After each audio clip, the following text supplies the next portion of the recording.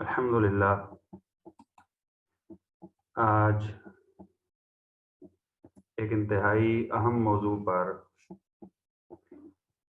ہم بذریعہ on line یہاں پر اکٹھے ہیں، اور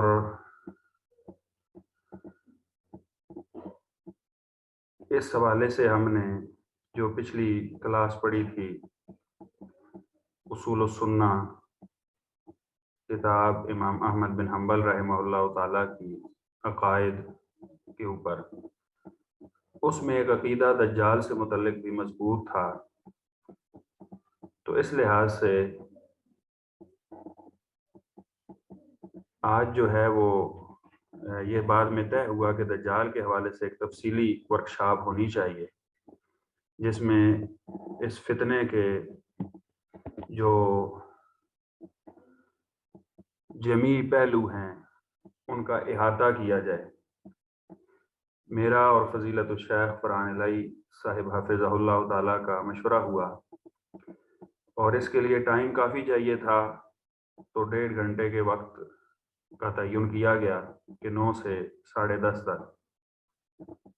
لیکن جب چونکہ میری ذمہ داری لگائی گئی اور میں نے جب اس حوالے سے مطالعہ تو میرا پہلے بھی تھا، اس ٹاپک پر تھوڑی دلچسپی بھی میری تھی، اور میں کئی دفعہ مختلف جگہوں پر اس حوالے سے خطبات جمعہ بھی پڑھا چکا تھا، اور میرا ذاتی مطالعہ بھی کچھ نہ کچھ تھا۔ لیکن جب اس کی ترتیب شروع کی تو یہ بہت ہی زیادہ تفصیلی معلوم ہو رہا تھا۔ تو بہرحال آج کوشش کریں گے کہ کئی سارے اس کے جو پہلو ہیں یا اختصار کے ساتھ بہت ساری باتیں آپ کے گوش گزار کر دیں۔ کلاس کو شروع کرنے سے پہلے میں آپ سے کچھ باتیں اس حوالے سے شیئر کرنا چاہتا ہوں کہ ہم عموماً علماء کے دروس سنتے ہیں، کلاسز اٹینڈ کرتے ہیں، تو اس حوالے سے کئی دفعہ بڑی اچھی معلوماتی علمی گفتگو ہوتی ہے، اور اس میں بہت ہی اہم نکات اور پوائنٹس ہوتے ہیں، لیکن وہ وقتی طور پر تو ہمارے ذہن میں آتے ہیں، بعد میں ہم بھول جاتے ہیں ان کو۔ اس لحاظ سے میں 3 انتہائی اہم باتیں، ان کو 3 سٹیپس آپ کہہ لیں یا 3 مرحلے کہہ لیں یا 3 باتیں سمجھ لیں، وہ والی کہ کسی بھی مجلس سے جو علمی تقریر ہو، مجلس ہو، اس سے ہم کیسے ایسا فائدہ اٹھا سکتے ہیں جو ہمیں بعد میں بھی کام آئے اور وہ باتیں ہم محفوظ کر سکیں۔ اور دراصل یہ یوٹیوب کے اوپر اگر آپ سرچ کریں تو ایک نفسیات کے حوالے سے کراچی سے تعلق رکھنے والے ڈاکٹر ہیں، ڈاکٹر سلمان آصف صدیقی، ان کی پیرنٹنگ کے حوالے سے، بچوں کی تربیت کے حوالے سے بڑی اچھی کلاسز آپ کو یوٹیوب پر ملیں گی۔ کئی ساری باتیں گو کہ شاید آپ بعض باتوں سے اختلاف بھی کر پائیں، لیکن وہ ایک نفیس طبیعت کے آدمی لگتے ہیں۔ انہوں نے ایک جگہ پہ یہ بات کی تھی، اور ویسے تو یہ بات جو ہے وہ ہمارے اسلامی اصولوں سے بھی ثابت ہے، تو میں یہاں پر اس کو جو ہے وہ کہتا ہوں 3 سٹیپس اگر اپنائے جائیں تو ہم کوئی بھی بات جو ہے وہ اچھے طریقے سے سمجھ سکتے ہیں۔ سب سے پہلا مرحلہ یہ ہے کہ کوئی بھی گفتگو آپ سن رہے ہیں تو اس کو غور سے سنیں۔ اس گفتگو میں کئی اہم نکات بیان کیے جاتے ہیں، ہمارے پاس ایک نوٹ بک ہونی چاہیے اور قلم ہونا چاہیے، پین ہونا چاہیے، ہم اہم نکات کو نوٹ کرتے ہیں، یہ بڑا ضروری ہے۔ لکھنا جو ہے یہ بہت ضروری ہے۔ آپ کے لیے یہ بات بڑی دلچسپ ہوگی کہ لکھنے کے حوالے سے سب سے زیادہ ترغیب اسلام نے دیا، اور مسلمانوں کی تاریخ میں جتنا لکھنے کو اور کتابوں کو پروموٹ کیا گیا اتنا کسی نے بھی نہیں کیا۔ میں ایک دفعہ جیلم میں تھا، مدرسے کا کوئی امتحان تھے، تو اس سلسلے میں ادھر ٹھہرا ہوا تھا، تو وہاں پر ایک سرکاری لائبریری ہے، علامہ اقبال لائبریری، تو وہاں چونکہ کتابوں سے شغف رہتا ہے تو میں نے پوچھا، بتایا گیا کہ ادھر ایک لائبریری ہے سرکاری، تو میں نے کہا چلو وزٹ کرتے ہیں۔ جب میں وہاں پر گیا تو کوئی کتاب میں پڑھ رہا تھا، اس میں یہ جو پرانے فلاسفر گزرے ہیں نا، یونانی، ارسطو، افلاطون وغیرہ، تو اس میں ارسطو کا یہ قول غالباً لکھا ہوا تھا. اس نے کہا تھا کہ اس سے کسی نے کہا کہ آپ اپنے علم کو لکھ دیں. اس وقت کھالوں پر، پتھروں پر، پتوں پر لکھا جاتا تھا. تو اس نے کہا تھا کہ میں تو لکھنے کا قائل نہیں ہوں کہ لوگوں کے سینوں سے علم نکال کر بھیڑوں کی کھالوں پہ ہم نقل کر دیں. یہ تو کوئی بات ہی نہ ہوئی. یعنی پرانے فلاسفر یا پرانی جو تہذیبیں ہیں وہ لکھنے کو پروموٹ نہیں کرتی تھی، لیکن لکھنے سے ایک چیز آپ کو یاد ہو جاتی ہے. تو اس لحاظ سے جو ہے وہ بڑا ضروری ہے کہ آپ کوئی بھی گفتگو سنیں تو اس کو نوٹ کر لیں. دوسرا مرحلہ یہ ہے کہ جو آپ نے سنا ہے، پڑھا ہے، نوٹ کیا ہے، اس کو عمل میں لائیں. تب تک آپ کسی چیز پر اچھے طریقے سے اس کو یاد نہیں رکھ سکتے، کما حقو اس سے فائدہ نہیں اٹھا سکتے جب تک کہ آپ اس کو عمل میں لائیں. ویسے بھی علم بغیر عمل کے وبال ہے. اسلامی تعلیمات میں یہ بات آپ کو بتانے کی ضرورت نہیں ہے. تیسرا جو مرحلہ ہے وہ یہ ہے کہ جو کچھ آپ نے پڑھا ہے، سنا ہے، سیکھا ہے، نوٹ کیا ہے اور اس پر عمل کیا اور آپ کو فائدہ ہوا ہے، اس کو آگے شیئر کر دیں. اسلام تبلیغ کا، شیئر کرنے کا، بانٹنے کا درس دیتا ہے. اور علم تو ایسی دولت ہے کہ اس کو بانٹنے سے یہ کم نہیں ہوتی بلکہ بڑھتی ہے. بڑھتی ہے کیا کہ آپ کے دل میں مزید پکی اور راسخ ہو جائے گی. جتنا جتنا آپ لوگوں کو آگے بتائیں گے وہ بات اتنی آپ کو اچھی طرح یاد. میرا اپنا ایک ذاتی تجربہ ہے. میں کئی دفعہ کوئی حدیث پڑھتا ہوں اور وہ حدیث میرا دل کرتا ہے کہ مجھے یاد رہ جائے، تو میں 2-3 مجلسوں میں وہ حدیث مختلف لوگوں کے سامنے بیان کر دیتا ہوں. یعنی مختلف اپنے جو ہے وہ جاننے والے، کوئی دوست، کوئی مجلس، کوئی ایسا، تو میں وہاں پر بیان کر دیتا ہوں. جب میں بیان کرتا ہوں تو وہ مجھے اور اچھی طرح یاد ہو جاتی ہے. تو میں یہ چاہوں گا کہ آج کی جو گفتگو ہے وہ ان مراحل کو سامنے رکھتے ہوئے آپ ضرور سنیے گا. جزاکم اللہ خیرہ. ابھی ہم اپنی بات کا آغاز کرتے ہیں. سب سے پہلے چونکہ ہمارا موضوع دجال سے متعلق ہے، تو دجال یہ لفظ جو ہے اس کا معنی اور مفہوم کیا ہے، دجال کو دجال کیوں کہا جاتا ہے، لغت کے اعتبار سے اس کا کیا معنی ہے، اس پہ ہم تھوڑی سی گفتگو کریں گے. دجال عربی زبان کے لفظ دجل سے مشتق ہے، یعنی نکلا ہوا ہے. یہ باب ہے دجل یدجل دجلن. دجل لفظ سے دجال نکلا ہے. دجل کا مطلب کیا ہوتا ہے؟ اس کا معنی یہ ہے کہ دھوکہ دینا، جھوٹ بولنا، خلط ملط کرنا، ملمہ سازی کرنا. مختلف یہ معنی آپ کو کتب لغت میں ملیں گے. اور لفظ دجال جو ہے، دجال، یہ عربی زبان میں اسم مبالغہ کا صیغہ ہے. اسم مبالغہ ایسا اسم ہوتا ہے جس میں ایک فاعلیت یعنی کام کرنے کے حوالے سے کثرت کا معنی پایا جائے. یعنی ایک ہوتا ہے اسم فاعل، جیسے آپ کہتے ہیں کاذبن، جھوٹا، جھوٹ بولنے والا، جھوٹا. اسی کو جب آپ اسم مبالغہ میں لاتے ہیں تو لفظ بنتا ہے کذاب، بہت زیادہ جھوٹا. تو دجال بھی اسم مبالغہ کا صیغہ ہے اور اس میں فاعلیت کے معنی کی کثرت پائی جاتی ہے. جیسے غفار لفظ ہم پڑھتے ہیں، اللہ تعالیٰ کے اسماء حسنہ میں سے ایک ہے الغفار یا غفار. تو غفار کا مطلب ہے بہت زیادہ بخشنے والا، بہت زیادہ معاف کرنے والا، بخشنے والا. تو غافر سے غفار ہوتا ہے، غافر ہے بس بخشنے والا، غفار بہت زیادہ، یہ مبالغہ ہے. اس لحاظ سے دجال لفظ کا معنی ہے بہت زیادہ دھوکے باز، بہت زیادہ جھوٹ بولنے والا. امام ابن اثیر جزری رحمہ اللہ تعالی لکھتے ہیں اپنی کتاب النہایہ فی غریب الحدیث والاثر، یہ اکثر 2 جلدوں میں آپ کو ملے گی عربی میں، جس میں انہوں نے حدیث کے مشکل الفاظ کے معنی لغت کے اعتبار سے اور اصطلاح کے اعتبار سے لکھے ہیں. اس میں امام ابن اثیر جو ہے نا، وہ جو حدیث آتی ہے نا کہ اللہ کے نبی صلی اللہ علیہ وسلم نے فرمایا تھا کہ میرے بعد قیامت سے پہلے 30 جھوٹے دجال لوگ پیدا ہوں گے جو جھوٹے ہوں گے اور نبوت کا دعویٰ کریں گے. تو اس میں دجالون کے الفاظ ہیں. تو امام ابن اثیر کہتے ہیں دجالون ای کذابون مموہون، یعنی وہ دجال ہوں گے جھوٹے اور خلاف واقعہ بات سنانے والے لوگ ہوں گے، حقیقت سے الٹ بات خلط ملط کر کے سنانے والے لوگ ہوں گے.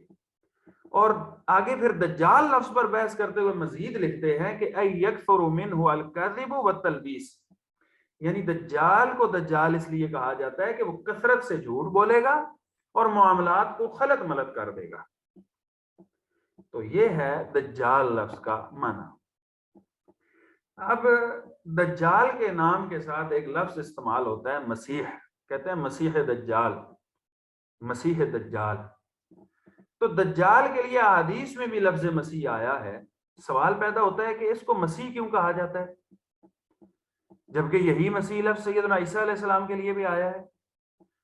دجال کو مسیح کہنے کی کچھ توجیحات ہیں جو اہل علم نے پیش کی ہیں، کچھ وجوہات ہیں، اور اس کا معنی جو مسیح دجال کا کیا جاتا ہے اس کا اور معنی ہے، اور مسیح سیدنا عیسیٰ کو جو کہا جاتا ہے علیہ الصلوۃ والسلام اس کا اور معنی ہے۔ ایک توجیہ یہ پیش کی جاتی ہے کہ دجال کو مسیح اس لیے کہا جاتا ہے کہ دجال کانا ہوگا، کانا ہوگا اس لیے اس کو مسیح کہا جاتا ہے، کیونکہ مسیح ممسوح العین سے ماخوذ ہے، نکلا ہے، یعنی وہ شخص جس کے چہرے پر ایک آنکھ ہو اور اس کے ابرو نہ ہوں، ایسی شخص کو جو ہے وہ ممسوح العین کہتے ہیں۔ تو اسی سے لفظ مسیح نکلا ہے۔ دوسری توجیہ یہ ہے کہ ممسوح اس شخص کو بھی کہتے ہیں جو بھلائی اور خیر و برکت سے بہت بعید ہو، یعنی جو خیر برکت بھلائی سے بہت دور ہو، ایسا جیسے اس پر کبھی نیکی اور بھلائی کا سایہ بھی نہیں پڑا، کبھی اس نے نیکی اور بھلائی کو دیکھا تک نہ ہو، جانا تک نہ ہو، سامنا ہی نہیں کیا، شر ہی شر اس کے اندر بھرا ہوا ہوتا ہے، تو ایسے شخص کو بھی ممسوح کہہ دیتے ہیں۔ اور ایسی بدبختی یقیناً دجال کے حصے میں ہی آ سکتی ہے کہ جس کے اندر شر ہی شر پایا جائے گا۔ تیسرا معنی جو مسیح یا اس کا مسیح کا کیا جاتا ہے دجال کے لیے، تو ایک معنی یہ بھی ہے کہ بہت زیادہ سیر و سیاحت کرنے والا، لغت میں مسیح ایسے شخص کو بھی کہتے ہیں جو بہت زیادہ سیر و سیاحت کرے گا۔ تو چونکہ دجال پوری دنیا میں گھومے گا، حدیث میں آتا ہے اور آگے ہم پڑھیں گے، تو اس لیے بھی اس کو مسیح کہا جاتا ہے۔ بہرحال واللہ عالم حقیقت میں کون سا معنی اس پر فٹ آتا ہے، اہل علم نے یہ کچھ توجیحات پیش کی ہیں، اور ہر توجیہ کے اعتبار سے یہ اس کے اوپر فکس آتی ہے، تو ہر لحاظ سے ہی جو ہے یہ ایسا مسیح ہے دجال۔ اب آپ کو یہ بتاتے ہیں کہ دجال اس کائنات کا سب سے بڑا فتنہ ہے، دجال سے بڑا فتنہ کوئی بھی پیدا نہیں ہوا۔ دجال اس کائنات کا، یعنی اس کائنات میں فتنے اللہ تعالیٰ نے بہت پیدا کیے نا۔ فتنہ کہتے ہیں، آزمائش عموماً اس کا معنی کیا جاتا ہے نا، لغت میں فتنہ کہتے ہیں اس سونے، یعنی سونے کو جب بھٹی میں ڈالا جاتا ہے نا، بھٹی میں ڈال کے سونے کو تپایا جاتا ہے اور اس سے جو کھوٹا سونا ہے وہ کھرے سے الگ کیا جاتا ہے، اس عمل کو کہتے ہیں کہ فتن تو ذہب، میں نے سونے کو فتنے میں ڈالا، یعنی کھرے کو کھوٹے سے الگ کر دیا۔ فتنے کو فتنہ اسی لیے کہتے ہیں کہ اس میں بھی کھرے کھوٹے کی پہچان ہوتی ہے، کہ ذرا اللہ تعالیٰ بھی دیکھنا چاہتے ہیں کہ میرے بندوں میں سے کون کھرا ہے اور کون کھوٹا ہے۔ تو اللہ تعالیٰ اس عمل کے لیے یہ اللہ تعالیٰ نے فتنوں کی بھٹیاں لگائی ہیں، پھر مختلف بھٹیاں ہیں جس میں جو ہے وہ فتنے پیدا ہوں گے۔ یہ کوشش کریں، یہ ایرو کون بنا رہے ہیں، ان کو ختم کریں۔ تو دجال اس دنیا کے اندر سب سے بڑا فتنہ ہے، یہ وہ سب سے بڑی بھٹی ہے جہاں پر اہل علم کے ایمان کی جو ہے وہ پہچان ہوگی اور اس کو آزمایا جائے گا۔ صحیح مسلم کی ایک حدیث ہے، سیدنا ہشام بن عامر رضی اللہ تعالی عنہ بیان فرماتے ہیں کہ میں نے رسول اللہ صلی اللہ علیہ وسلم سے سنا، آپ فرما رہے تھے ما بین خلق آدم الی قیام الساعۃ خلق اکبر من الدجال، کہ آدم علیہ الصلوۃ والسلام کی پیدائش سے لے کر، آدم علیہ الصلوۃ والسلام کی پیدائش سے، تخلیق سے لے کر قیامت قائم ہونے تک کوئی اتنا بڑا فتنہ نہیں ہوگا، فساد نہیں ہوگا جتنا دجال ہے۔ سب سے بڑا فتنہ دجال کا فتنہ ہوگا، اور صحیح بخاری کی حدیث ہے جس کو سیدنا عبداللہ بن عمر رضی اللہ تعالی عنہ بیان فرماتے ہیں. وہ فرماتے ہیں کہ ایک دفعہ قام رسول اللہ صلی اللہ علیہ وسلم فی الناس، رسول اللہ صلی اللہ علیہ وسلم لوگوں کے درمیان کھڑے ہوئے. فاثنى علی اللہ بما هو اہلہ، تو اللہ کے رسول صلی اللہ علیہ وسلم نے جو ہے وہ اللہ تعالیٰ کی حمد و ثنا بیان کی جیسے اللہ تعالیٰ کی شان شان ہو. ثم ذکر الدجال، پھر اللہ کے نبی صلی اللہ علیہ وسلم نے دجال کا تذکرہ کیا. فقال انی لانذرکموہ، فرمایا کہ میں تمہیں اس سے ڈرا رہا ہوں. وما من نبی الا وقد انذرہ قومہ، اور کوئی نبی ایسا نہیں گزرا جس نبی نے اپنی قوم کو اس دجال کے فتنے سے نہ ڈرایا. یعنی نوح علیہ الصلوۃ والسلام نے بھی اپنی امت کو دجال کے فتنے سے ڈرایا تھا کہ یہ بہت بڑا فتنہ ہوگا. اور اسی طرح اور جو انبیاء تھے انہوں نے بھی ڈرایا اپنی امت کو، ہر نبی نے اپنی امت کو ڈرایا دجال کے فتنے سے. اتنا عظیم الشان فتنہ ہے یہ، ایسا عظیم فتنہ ہے. آپ نے فرمایا میں بھی تمہیں ڈرا رہا ہوں.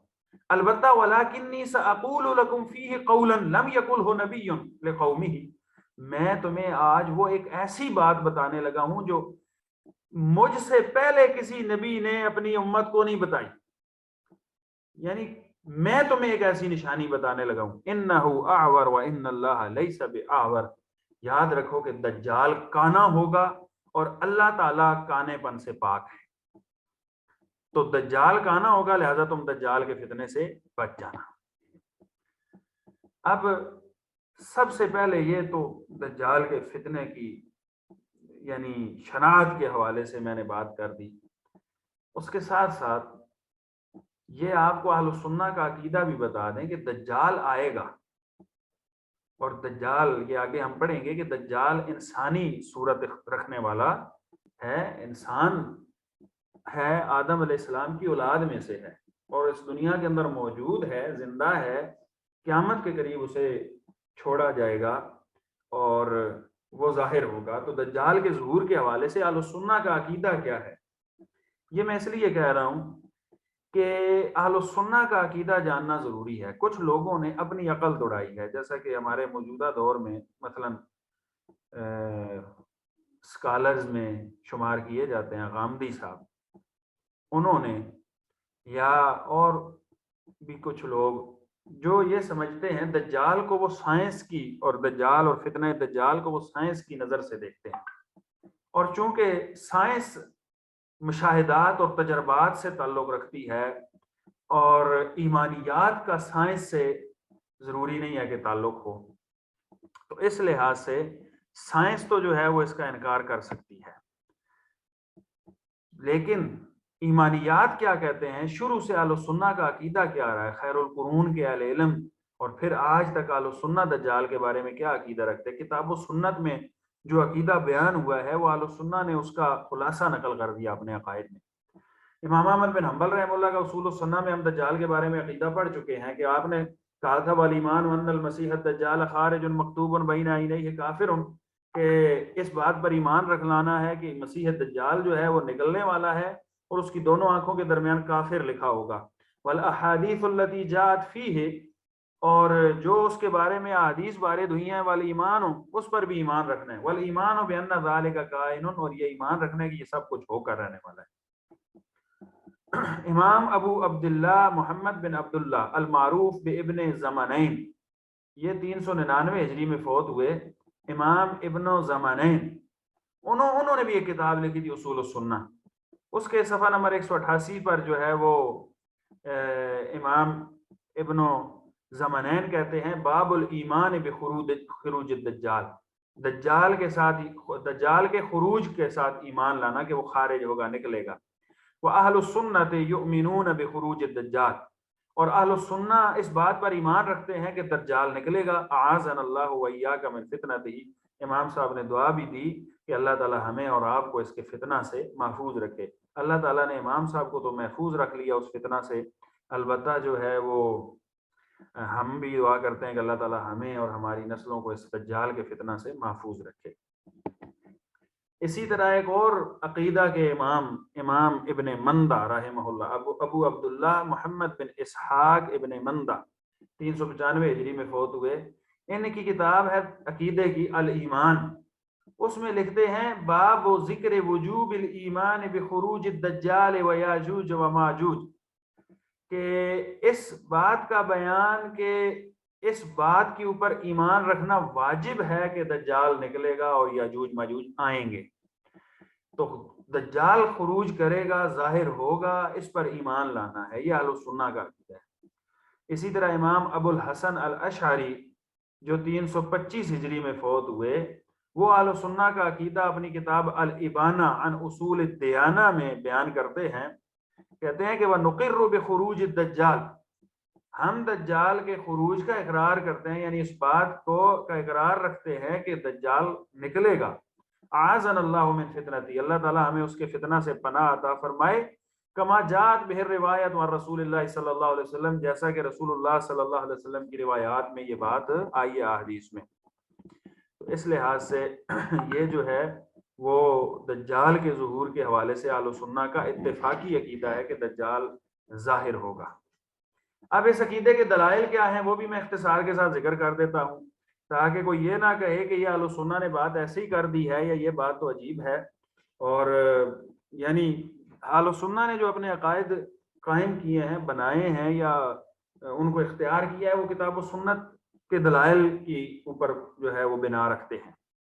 تو صحیح مسلم کی حدیث ہے 2901، سیدنا حذیفہ بن اسید الغفاری رضی اللہ تعالی عنہ بیان فرماتے ہیں، اور یہ میں آپ کو بتا دوں کہ یہ احادیث غور سے سنتے جائیے، ان میں سے کئی ایسی باتیں ہیں جن کی ساتھ ساتھ میں وضاحت کروں گا، اور ان میں سے کچھ احادیث ریپیٹ ہوں گی تو وہاں پر میں اشارہ کر دوں گا، ایک ہی دفعہ اچھی طرح اس کا جو ہے وہ ترجمہ اور جو تفصیل میں کروں گا پہلی دفعہ وہ قابل غور ہوگی۔ سیدنا حذیفہ فرماتے ہیں کہ اطلع النبی صلی اللہ علیہ وسلم علینا ونحن نتذاکر، نبی کریم صلی اللہ علیہ وسلم ہمارے پاس آئے جبکہ ہم کچھ گفتگو کر رہے تھے، صحابہ بیٹھے ہوئے تھے مجلس میں، مسجد میں، تو آپ صلی اللہ علیہ وسلم اپنے گھر سے آئے صحابہ کے پاس، صحابہ کسی مسئلے پر گفتگو کر رہے تھے، فقال ما تذاکرون، تو صحابہ سے اللہ کے نبی صلی اللہ علیہ وسلم نے پوچھا کہ بھئی تم کیا گفتگو کر رہے ہو؟ قالوا نذکر الساعہ، صحابہ نے کہا اللہ کے نبی ہم قیامت کا تذکرہ کر رہے ہیں۔ یعنی صحابہ کی آپ یہ بھی ذرا ان حدیث سے نا کچھ دلچسپیوں کا بھی اندازہ لگایا کریں۔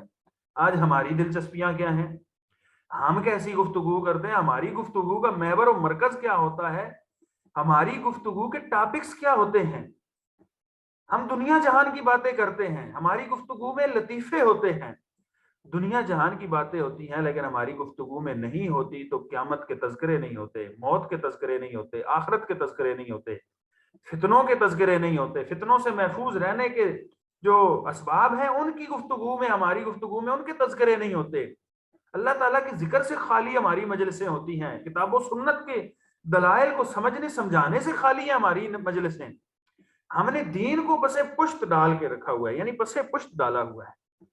صحابہ کا کیا معاملہ ہے؟ اللہ کے نبی صلی اللہ علیہ وسلم نے پوچھا آگے بھئی کیا باتیں کر رہے ہو؟ کہا جی ہم تو قیامت کے حوالے سے باتیں کر رہے ہیں۔ قال، وہ آپ صلی اللہ علیہ وسلم نے فرمایا انہا لن تقوم حتی ترون قبلها 10 آیات، بھئی قیامت اس وقت تک قائم نہیں ہوگی جب تک کہ تم 10 نشانیاں نہیں دیکھ لو گے، 10 نشانیاں تم دیکھو گے، وہ ظاہر ہوں گی تو تب قیامت قائم ہوگی۔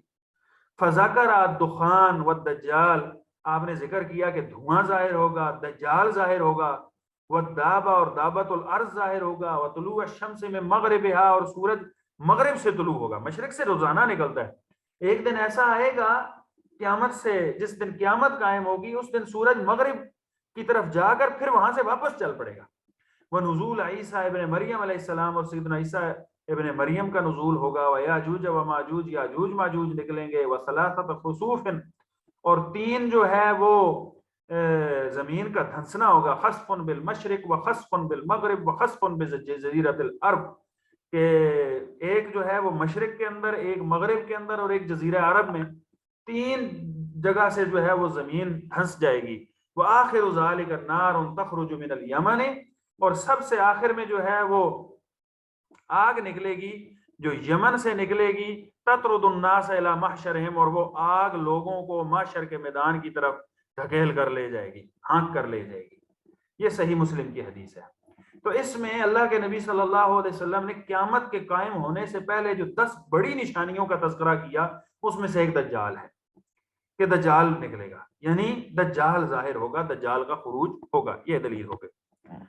دجال کی شکل و اس کے علاوہ بھی کئی ساری مختلف حدیث میں آتا رہتا ہے، آگے بھی آپ پڑھیں گے نا، تو میں نے یعنی اختصار کو پیش نظر رکھتے ہوئے یہاں پر ایک دلیل ذکر کی ہے۔ یہ یاد رکھیں دجال کے حوالے سے بہت زیادہ معلومات ہیں، آپ کو کتب حدیث میں ملیں گے، بالخصوص صحیح مسلم کی جو کتاب الفتن و اشراط الساعہ ہے وہ پڑھنے والی ہے، اس میں دجال کے ابواب ہیں 3-4، وہ ضرور پڑھنے والے ہیں۔ صحیح بخاری کے اندر دجال کے حوالے سے جو ہے وہ ابواب بندی ہے، اسی طرح مسند احمد میں اور سنن اربعہ میں، اور یعنی حدیث کی ہر کتاب میں آپ کو اس کا تذکرہ ملے گا۔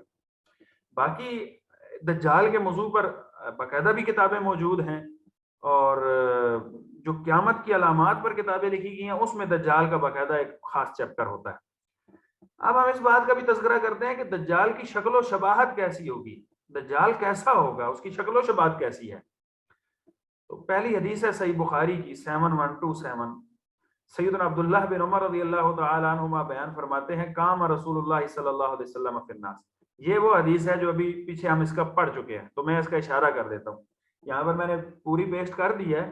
تو اس میں یہ جو آخری الفاظ ہے نا کہ اللہ کے نبی صلی اللہ علیہ وسلم نے فرمایا تھا کہ میں آج آپ تمہیں ایک بات وہ بتانے لگا ہوں جو مجھ سے پہلے کسی نبی نے اپنی امتی کو نہیں بتائی دجال کے بارے میں، اور وہ کیا ہے کہ انہ اعور، دجال کانا ہوگا، اس کی وہ ایک آنکھ سے کانا ہوگا، دیکھ نہیں سکے گا، اس کی ایک آنکھ جو ہے وہ نابینی اور کانے پن کا شکار ہوگی۔ سیدنا عبداللہ بن عمر رضی اللہ تعالیٰ عنہ کی دوسری حدیث ہے، یہی صحیح بخاری میں 71-23 نمبر، اس میں آتا ہے کہ اللہ کے نبی صلی اللہ علیہ وسلم نے فرمایا کہ آور عین الیمنا، وہ دائیں آنکھ سے کانا ہوگا، اس کی دائیں آنکھ کانی ہوگی، کأنہا عنبۃ طافیۃ، کأنہا عنبۃ طافیۃ، ایسے ہوگی جیسے وہ آنکھ جو ہے وہ پھولا ہوا انگور ہو، یعنی جیسے ایک انگور پھول جاتا ہے نا، تو اس طرح جو ہے وہ آنکھ ہوگی، باہر کو پھولی ہوئی ہوگی، تو اس کا کانا پان اس طرح ظاہر ہوگا۔ اسی طرح ایک اور حدیث ہے، اس میں کچھ مزید جو ہے وہ اضافے ہیں، اور یہ حدیث بھی بڑی سننے والی ہے، صحیح بخاری کی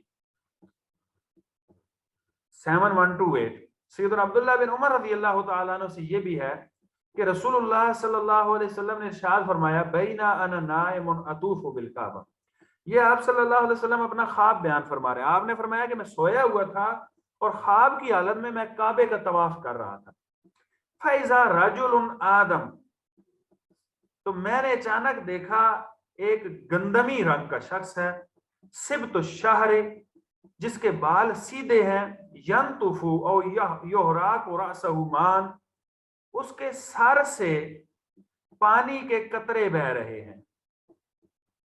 کل تو میں نے پوچھا وہاں جو لوگ موجود تھے طواف کرتے ہوئے، من ھذا، بھئی یہ کون ہے؟ قالو، تو مجھے انہوں نے بتلایا، کہا کہ ابن مریم، یہ عیسیٰ ابن مریم ہے۔ ثم ذهبت التفت، پھر میں آگے چلا تو میں نے مڑ کے دیکھا، فاذا رجل جسیم احمر، تو میں نے دیکھا کہ ایک شخص ہے جو موٹی جسامت والا ہے اور سرخ رنگ والا ہے، جعد الراس، اور اس کے بال گھنگریالے ہیں، اعور العین، اور اس کی آنکھ کانی ہے، کأن عینہ عنبۃ طافیۃ، ایسے جیسے اس کی آنکھ جو ہے وہ پھولا ہوا انگور ہو۔ قالو، تو مجھے پھر بتایا گیا، کہا لوگوں نے ادھر جو نیند خواب کی حالت میں کعبے کے اندر طواف کرتے ہوئے لوگ نظر آ رہے تھے، ھذا الدجال، کہ یہ جو ہے وہ دجال ہے، اقرب الناس به شبہا ابن قطن، اللہ کے نبی صلی اللہ علیہ وسلم نے فرمایا کہ لوگوں میں سب سے زیادہ جو ملتی جلتی اس کی صورت تھی نا، وہ ابن قطن سے تھی۔ عبد العزہ بن قطن ایک کفار کا شخص تھا، آپ نے فرمایا کہ عبد العزہ بن قطن سے جو ہے وہ ملتی جلتی صورت تھی، رجل من خزاع، جو خزاع قبیلے کا ہے۔ تو آپ نے ایک بندے سے مشابہت بھی دی، تو اس سے یہ بھی معلوم ہوا کہ دجال نہ صرف کانا ہوگا، موٹے بدن کا ہوگا، سرخ رنگ کا ہوگا، بال اس کے گھنگریالے ہوں گے۔ دجال کی شکل و شباہت کے حوالے سے ایک بات یہ کہ وہ ممسوح العین ہوگا، تو کانا ہونے کے اعتبار سے، اور اس کی پیشانی پر کافر بھی لکھا ہوگا۔ سیدنا انس بن مالک رضی اللہ تعالی عنہ بیان فرماتے ہیں کہ رسول اللہ صلی اللہ علیہ وسلم نے ارشاد فرمایا الدجال ممسوح العین، دجال جو ہے وہ آنکھوں کے حساب سے اندھا ہوگا، یعنی کانے پن کا شکار ہوگا، مکتوب بین عینیہ کافر، اور اس کی دونوں آنکھوں کے درمیان کافر لکھا ہوگا۔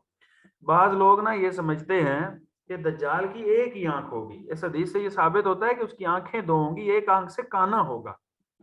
تو یہ یعنی یہ جو ون آئی سمبل ہوتا ہے نا، اس سے بساؤ کر یہ سمجھا جاتا ہے کہ اس کی صرف ایک آنکھ ہے، یعنی کام کی ایک آنکھ ہے نا، تو ایک آنکھ سے وہ کانا ہے، تو دونوں آنکھوں کے درمیان، یعنی بساؤ کر یہ سمجھا جاتا ہے نا کہ دجال کا چہرہ جو ہے وہ مطلب ایک آنکھ ہوگی اور بالکل اس کے ماتھے کے اوپر درمیان میں ہوگی، اور وہ عجیب الخلقت ہوگا، تو اس طرح پہچانا جائے گا۔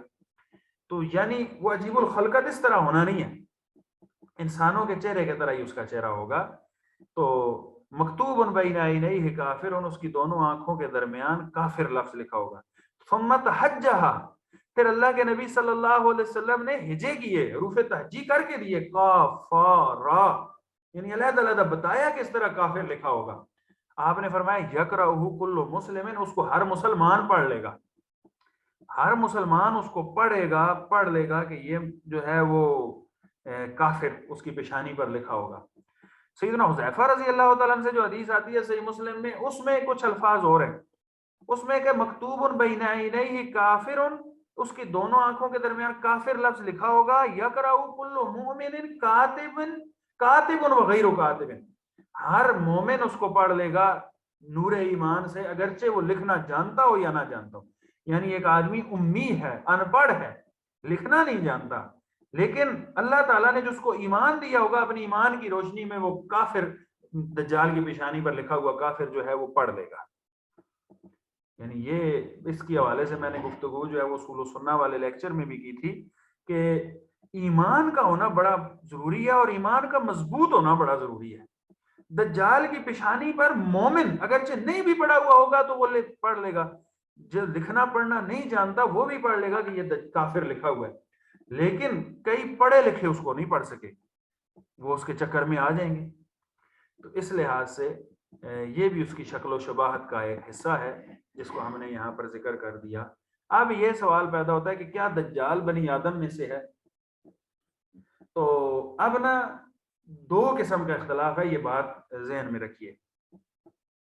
ایک تو علمی اختلاف ہے اہل علم کا، کہ بعض اہل علم یہ کہتے ہیں کہ دجال جو ہے وہ شیطانوں میں سے ہے، جنوں میں سے ہے، اور بعض اہل علم، زیادہ اہل علم یہ کہتے ہیں کہ نہیں، وہ آدم کی اولاد میں سے ہے۔ اس کے دلائل آگے میں ذکر کر رہا ہوں۔ البتہ ساتھ یہ بات بھی ذہن میں رکھیں کہ آج کا جو جدید دور ہے، سائنس کو پڑھنے والے لوگ وہ دجال کے بنی آدم ہونے سے اور اس طرح باقاعدہ ایک آدمی ہونے سے یا جن بھی ہونے سے انکار کرتے ہیں۔ وہ کہتے ہیں کہ دجال از اے سسٹم، دجال ایک سسٹم کا نام ہے، دجال از اے نیم آف سسٹم، یہ ایک دجالی سسٹم ہے، نظام ہے، بس یہی دجال ہے۔ جیسا کہ بعض جب ٹی وی کی ایجاد ہوئی تو بعض لوگوں نے کہا کہ دیکھو اس کی بارے میں آتا ہے کہ اس کی ایک آنکھ ہوگی، اور دجال کا بھی جو ٹی وی کا بھی صرف سکرین ہوتی ہے، تو ٹیلی ویژن یہ جو ہے یہی دجال ہے۔ اور جو انٹرنیٹ ہوا اور یعنی اس کی تباہ کاریاں اور فتنہ پردازیاں سامنے آئیں تو یہ سمجھا گیا کہ یہ ٹیلی ویژن، انٹرنیٹ، موبائل کی سکرین یہ جو ہے وہ دجال ہے۔ اور بعض نے جو ہے وہ ویسے دجالی سسٹم ہے، ایک ہر دور میں دجالی سسٹم ہوتا ہے، یہ قیامت کے قریب یہ بہت زیادہ ہو جائے گا، لوگ اس دجالی سسٹم کا جو ہے وہ نظام کا حصہ بن جائیں گے اور اس کا شکار ہو جائیں گے، اور یہی دجال ہوگا۔ یعنی دجال باقاعدہ ایک جسامت کا شخص ہے، اس کا بہت سارے لوگ جو ہے وہ کرتے ہیں، انکار کرتے ہیں۔ تو یہ دونوں پہلوؤں سے آپ نے یہ آنے والے دلائل کو سمجھنا ہے۔ جو تمام دلائل کا ہم نے، یہ جو علمی موضوع ہے نا کہ دجال بنی آدم میں سے ہے یا جنوں میں سے ہے، اس کے جو دلائل ہیں اس کا مقارنہ اور موازنہ جو کیا ہے، اس کے بعد یہ بات سامنے آئی کہ دجال آدم کی اولاد میں سے ہے۔ اور اکثر اہل علم کا اسی پر اتفاق ہے اور یہی بات درست معلوم ہوتی ہے. ہم ذیل میں اس کے کچھ دلائل جو ہے وہ دیکھتے ہیں. پہلی دلیل کہ دجال بنی آدم میں سے ہے وہ کیا ہے؟ یہ وہ حدیث ہے جو پہلے میں ابھی بیان کر چکا ہوں ایک دو دفعہ، سیدنا عبداللہ بن عمر رضی اللہ تعالیٰ عنہ والی، وہ خواب میں جو آپ نے دیکھا سیدنا عیسیٰ کو اور پھر دجال کو. تو آپ نے کیا فرمایا تھا؟ فَإِذَا رَجُلٌ جَسِيمٌ أَحْمَرٌ، کہ یہ آپ دیکھیں فَإِذَا رَجُلٌ جَسِيمٌ أَحْمَرٌ، وہ ایک آدمی تھا جو موٹے جسم کا اور سرخ رنگ کا تھا. اس سے معلوم ہوتا ہے کہ یہ جو آپ نے جسم کے موٹاپے کی جو ہے وہ مثال دی، رنگت کی مثال دی، آدمی کہا، اس سے یہ اہل علم استدلال کرتے ہیں کہ یہ دجال آدم کی اولاد میں سے ہوگا. پھر دیکھیں نا آخر میں یہ جو ہے اقرب الناس بھی شبہن ابن قطن، کہ وہ لوگوں میں سب سے زیادہ عبد العزیٰ بن قطن کے مشابہ ہوگا. تو عبد العزیٰ بن قطن جو ہے یہ انسان تھا نا، تو آپ نے ایک انسان کو انسان کے ساتھ تشبیہ دی. تو اس سے معلوم ہوتا ہے کہ دجال جو ہے وہ بنی آدم اولاد آدم میں سے ہے اور ایک آدمی ہے، یہ کوئی سسٹم نہیں ہے. آپ یہ کہہ سکتے ہیں کہ دجال کے ساتھ ایک سسٹم ہوگا، یا ایک دجالی سسٹم بھی ہے. دجال مطلب جھوٹا سسٹم ہے، جیسے ہم نے دجال کی تعریف پڑھی. اب کہہ سکتے ہیں کہ جس طرح دجال لوگوں پر معاملات خلط ملط کرے گا، فتنے میں ڈالے گا، اسی طرح یہ سسٹم بھی ایک فتنہ ہے دنیا کا. یہ جو موجودہ طور پر بالخصوص آگے یہ نظام قائم ہو رہا ہے دنیا کا، آپ اس کو فتنہ والا اور فتن سسٹم کہہ سکتے ہیں، دجالی سسٹم کہہ دیں. لیکن آپ اس دجال کا انسان ہو کر، بنی آدم میں سے ہو کر ایک آدمی جو دجال ہوگا، جو باقاعدہ ایک حقیقت ہے، اس کا انکار کر کے کہیں کہ آپ ایک سسٹم ہے، تو یہ بات درست نہیں ہے. دوسری دلیل کہ دجال بنی آدم میں سے ہے وہ ہے سیدنا نواس بن سمعان رضی اللہ تعالی عنہ کی حدیث. اور اس حدیث کو ہم آگے امید ہے مکمل بھی پڑھیں گے. تو اس میں یہاں پر تو یہ اتنی ہے کہ رسول اللہ صلی اللہ علیہ وسلم نے ایک دفعہ دجال کا ذکر کیا. ذکر رسول اللہ صلی اللہ علیہ وسلم الدجال غدات غدات فخفض فیہ ورفع. تو رسول اللہ صلی اللہ علیہ وسلم نے کبھی بات جو ہے وہ پست انداز میں کی، کبھی آپ نے بلند انداز میں کی، یعنی آواز کو پست کیا، بلند کیا، یا کبھی آپ نے بڑھا چڑھا کے اس کی بات کو بیان کیا، کبھی تھوڑا کم بیان کیا اپنے اس درس اور خطبے اور وعظ میں. حتی ظنناہ فی طائفۃ النخل، صحابہ کہتے ہیں کہ اتنا خاص انداز میں آپ نے دجال کا تذکرہ کیا کہ ہم نے یہ سمجھا کہ دجال یہ سامنے جو ہے وہ کھجوروں کا جو باغ ہے، اس درختوں کے پیچھے دجال موجود ہے. اس طرح آپ بات کر رہے تھے، اور اتنی کہ دجال آئے گا، اور دجال کے حوالے سے ایسی گفتگو نبی کریم صلی اللہ علیہ وسلم نے کی. فلما رحنا الیہ عرف ذلک فینا، جب ہم شام کو اللہ کے نبی صلی اللہ علیہ وسلم کے پاس واپس لوٹے، نہیں یعنی وہ آپ نے بات کی تو ہم چلے گئے اور ہم یہ سمجھ رہے تھے کہ ادھر درختوں کے پیچھے دجال ہے. پھر اپنے کام کیے، شام کو پھر جب ہم نبی کریم صلی اللہ علیہ وسلم کے پاس دوبارہ آئے تو آپ نے ہمارے چہروں سے پہچان لیا کہ یہ تو ابھی تک دجال کے حوالے سے بہت ہی جو ہے وہ ڈرے سہمے ہیں اور اس کے بارے میں سوچ رہے ہیں. یعنی آپ اندازہ کیجئے کہ ہم بھی دجال کے حوالے سے تذکرے کرتے ہیں، سنتے ہیں، پڑھتے ہیں، لیکن ہمارے دلوں کے اندر ایسی جو ہے وہ دہل نہیں پیدا ہوتا، یعنی ہمارا ایسی فکر نہیں پیدا ہوتی کہ ہر دجال سے کوئی ہمیں بھی حفاظت کا سسٹم کرنا چاہیے، یا دجال کیا ہے، یا مطلب ایک فتنہ ہے، یا کچھ ہوتا ہے نا. حالانکہ صحابہ کے مقابلے میں ہم تو دجال کے قریب ترین ہے نا. عین ممکن ہے ہماری زندگیوں میں نکل آئے، عین ممکن ہے ہماری اگلی نسلوں میں نکل آئے. یعنی ہمارا دور صحابہ کی نسبت تو 1400 سال بعد ہم آ رہے ہیں، تو 1400 سال کا فاصلہ اور زیادہ قریب ہو گیا نا دجال کے. تو صحابہ پھر بھی کتنے متفکر ہوتے تھے. تو اللہ کے نبی صلی اللہ علیہ وسلم نے پوچھا ما شأنکم، بھائی تمہارا کیا معاملہ ہے، کیا ہو گیا ہے؟ قلنا یا رسول اللہ، ہم نے کہا اللہ کے رسول، ذکرت الدجال غدات، صبح آپ نے دجال کا ذکر کیا، فخفضت فیہ ورفعت، تو آپ نے جو ہے وہ کبھی آواز پست کی، کبھی بلند کی، حتی ظنناہ فی طائفۃ النخل، تو ہم یہ سمجھے کہ وہ تو کھجوروں کے درختوں کے پیچھے. فقال غیر الدجال اخوفنی علیکم، کہ میں تو جو ہے وہ دجال سے زیادہ کسی اور بات سے تم پر ڈرتا ہوں، یعنی تم جو ہے وہ لڑائی جھگڑے کے فتنوں کا شکار ہو جاؤ گے. جیسا کہ رسول اللہ صلی اللہ علیہ وسلم کے بعد پھر جوں وقت گزرا تو صحابہ کے آخری دور میں، یہ سیدنا علی رضی اللہ تعالیٰ عنہ کے دور میں، سیدنا عثمان رضی اللہ تعالیٰ عنہ کے قصاص کے حوالے سے، اور یہ جو لڑائیوں جھگڑوں کے فتنے بڑھے اور بعد میں بھی پھر کافی حد تک یہ پھیلے. تو میں تو ان سے ڈرتا ہوں. ان یخرج، اگر وہ نکلا نا میرے ہوتے ہوئے، دجال نکل آیا، وانا فیکم، اس حال میں کہ میں تمہارے درمیان ہوا، فانا حجیجہ دونکم، تمہارے بجائے میں تمہارے مقابلے میں بھی، تمہارے لحاظ سے بھی جو ہے وہ میں اس کا سامنا کروں گا، میں دجال کا مقابلہ کروں گا تمہاری طرف سے بھی. وَإِن يَخْرُجْ وَلَسْتُ فِيكُمْ، اگر وہ نکلا اور میں تمہارے درمیان نہ ہوا، فَامْرُؤٌ حَجِیجُ نَفْسِهِ، ہر بندہ اپنے نفس کا خود ذمہ دار ہوگا. پھر وَاللَّهُ خَلِیفَتِی عَلیٰ کُلِّ مُسْلِمٍ، اللہ تعالیٰ میری ہر مسلمان پر میرا نگہبان ہوگا، یعنی میری طرف سے خلیفہ اور نگہبان، یعنی اللہ تعالیٰ پھر ہر مسلمان کا نگہبان ہوگا. تو آپ نے یہاں پھر آخر میں دجال کی جو ہے وہ بیان کی، انہ شاب، وہ جوان ہوگا، قاطعۃ، گھنگریالے بالوں والا ہوگا، عینہ طافیۃ، اس کی آنکھ پھولی ہوگی، کانی اشبہ بعبد العزیٰ ابن قطن، میں جیسے اس کو میں مشابت دیتا ہوں عبد العزیٰ بن قطن کے ساتھ. یہ صحیح مسلم کی 7373 نمبر روایت ہے.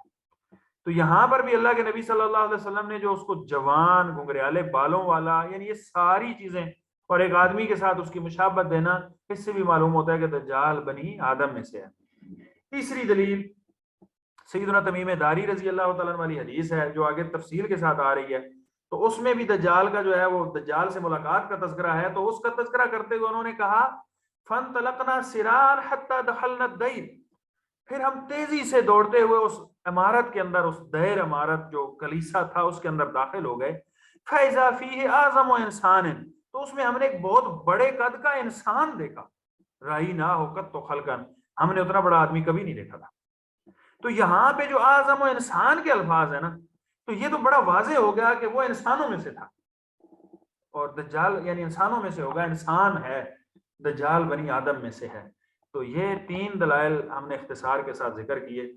جو دجال کو بنی آدم سے نہیں مانتے، اس موقف کے جو حاملین ہیں، ان کا جو سب سے مضبوط دلیل ہے نا، وہ یہ ہے کہ وہ کہتے ہیں کہ اللہ کے نبی صلی اللہ علیہ وسلم نے ایک دفعہ فرمایا تھا کہ آج جو بھی بندہ زندہ موجود ہے زمین کے اوپر، تو 100 سال بعد ان میں سے کوئی بھی زندہ نہیں ہوگا. تو ظاہر والا زمین کے اوپر دجال بھی ہمارا عقیدہ ہے کہ دجال زندہ ہے، وہ شروع سے موجود ہے، یعنی اس وقت بھی موجود تھا، اب بھی موجود ہے. تو پھر اس حدیثی روح کی روح سے تو دجال کو مر جانا چاہیے تھا نا. تو دجال تو مرا ہوا نہیں ہے، اس نے تو بھی ظاہر ہونا ہے نا. تو وہ کہتے ہیں کہ دیکھیں اس حدیث سے یہ ثابت ہوتا ہے کہ وہ بنی آدم میں سے نہیں ہے. اگر بنی آدم میں سے ہوتا تو ما من نفس منفوس والی حدیث میں وہ ذکر آ جاتا. تو عرب کے، ہمارے سعودی عرب کے ایک شیخ ہیں، شیخ عبد المحسن العباد حفظہ اللہ تعالی، تو انہوں نے جو ہے وہ اس حوالے سے اس کا جواب دیا ہے. وہ کہتے ہیں وَهَذَا الْحَدِيثُ يَدُلُّ عَلَى وُجُودِ الدَّجَّالِ، وہ ایک حدیث کا تذکرہ کرتے ہوئے کہتے ہیں کہ یہ حدیث دجال کے وجود ہونے پر، موجود ہونے پر دلالت کرتی ہے. وَأَنَّهُ مُوَثَّقٌ بِتِلْكَ الْجَزِيرَةِ، اور وہ اس جزیرے کے اوپر باندھا ہوا ہے. یہ جو ہم آگے تمیم داری رضی اللہ تعالیٰ عنہ والی حدیث پڑھیں گے. وَأَنَّهُ يَخْرُجُ فِي آخِرِ الزَّمَانِ، آخری زمان میں وہ نکلے گا. عندما يُؤْذَنُ لَهُ بِالْخُرُوجِ، جب اس کو خروج کی اجازت دی جائے گی. وَهُوَ مُخَصِّصٌ لِحدیث، یہ حدیث اس بات کی تخصیص کرتی ہے أَنَّهُ لَن يَأْتِيَ مِئَةُ سَنَةٍ وَهُنَاكَ عَلَى ظَهْرٍ الْأَرْضِ نَفْسٌ، یہ وہ جو حدیث ہے نا کہ کوئی زمین پر آج جو بندہ موجود ہے 100 سال کے بعد اس میں سارے جو ہے وہ فوت شدہ ہوں گے. تو اس حدیث کو وہ جساسے والی حدیث خاص کرتی ہے کہ دجال اس میں سے خاص ہے. عام ہے حدیث کے باقی سارے انسان فوت ہو جائیں گے، لیکن دجال کو اللہ تعالیٰ نے یہ چھوٹ دی ہوئی ہے، وہ اس حدیث سے جو ہے وہ اس کا استثناء ہوتا ہے. اور شیخ البانی رحمہ اللہ تعالیٰ نے بھی یہی بات جو ہے وہ ان کی کتاب ہے قصہ دجال پر مختصر، اس کے اندر انہوں نے جو ہے وہ ذکر کیا ہے. اب یہ سوال پیدا ہو دجال اس وقت کہاں ہے. تو یہ وہ حدیث ہے جو قدر طویل ہے، لیکن اس میں بہت ساری باتیں ہیں، اس لیے میں پوری ذکر کروں گا. یہ ہماری 3 سلائیڈز میں جو ہے وہ موجود ہے. تو یہ ایک ایک تھوڑی تھوڑی کر کے میں نے اس میں یہاں پر اس لیے ذکر کیا ہے تاکہ ہم اس کو ذرا اچھی طرح سنیں. یہ اس حدیث پر بڑا غور کیجئے گا. حسین بن زکوان بیان کرتے ہیں، کہتے ہیں کہ ہمیں ابن بریدہ نے بیان کیا، انہوں نے کہا کہ عامر بن شراحیل الشعبی، عامر بن شراحیل الشعبی، امام شعبی، یہ مشہور جو ہے وہ تابعی تھے، انہوں نے بیان کیا شعبہ ہمدان کی گھاٹی میں یہ حدیث بیان کی ہمیں. وہ کہتے ہیں امام شابی کہ انہ سأل فاطمہ بنت قیس، کہ انہوں نے سیدہ فاطمہ بنت قیس اخت الضحاک ابن قیس، جو کہ ضحاک بن قیس کی بہن تھی، ان سے میں نے پوچھا. امام شابی کہتے ہیں کہ میں نے ان سے کہا، سوال کیا.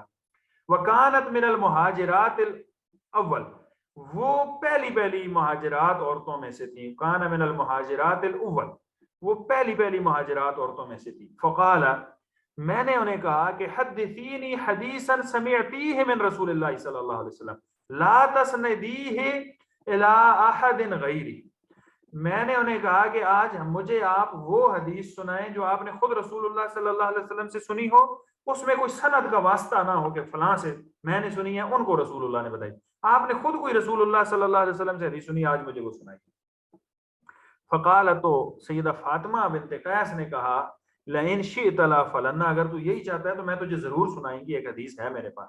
پھر انہوں نے کہا کہ اجل حدثینی، جی بیان کیجئے. فقالت، تو انہوں نے کہا سیدہ فاطمہ نے، نکحت ابن المغیرہ وہو من خیار شباب قریش یومئذ، میں ابن مغیرہ سے میرا نکاح ہوا اور وہ اس وقت قریش کے جوانوں میں سے سب سے اچھے بہترین جوانوں میں سے تھے، مال و دولت کے اعتبار سے، ہر لحاظ سے. تو ایسا ہوا کہ فاصیب فی اول الجہاد مع رسول اللہ صلی اللہ علیہ وسلم، وہ نبی صلی اللہ علیہ وسلم کے ساتھ پہلے جہاد میں ہی شہید ہو گئے.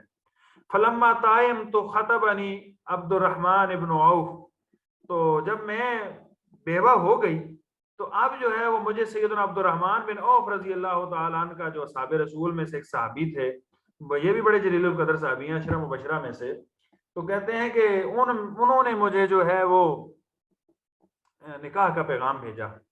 وخطبنی رسول اللہ صلی اللہ علیہ وسلم علی مولا اسامہ بن زید، اور مجھے رسول اللہ صلی اللہ علیہ وسلم نے بھی نکاح کا پیغام بھیجا، یعنی رشتہ بھیجا اپنے جو آپ کے آزاد کردہ غلام اسامہ بن زید بن حارثہ کے بیٹے سیدنا اسامہ تھے، ان کے لیے.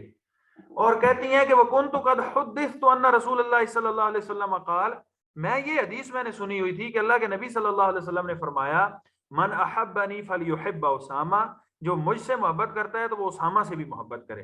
فلما کلمنی رسول اللہ صلی اللہ علیہ وسلم، جب اللہ کے نبی صلی اللہ علیہ وسلم نے مجھ سے بات کی، قلت، تو میں نے کہا کہ امری بیدک، اللہ کے نبی میرا معاملہ آپ کے ہاتھوں میں ہے، فانکحنی من شئت، آپ جس سے مجھے چاہتے ہیں میرا نکاح کر دیں. فقال، تو آپ نے کہا، انتقلی الی ام شریک، تم ام شریک کے ہاں چلی جاؤ. وام شریک امرأۃ غنیۃ من الانصار عظیمۃ النفقۃ فی سبیل اللہ ینزل علیہا الضیفان. تو کہتی ہیں کہ ام شریک وہ عورت تھی جو بڑی غنی مالدار عورت تھی انصار میں سے، اور بڑا خرچ کرتی تھی اللہ کے راستے میں، اور ان کے پاس اکثر مہمان بھی آ جاتے تھے.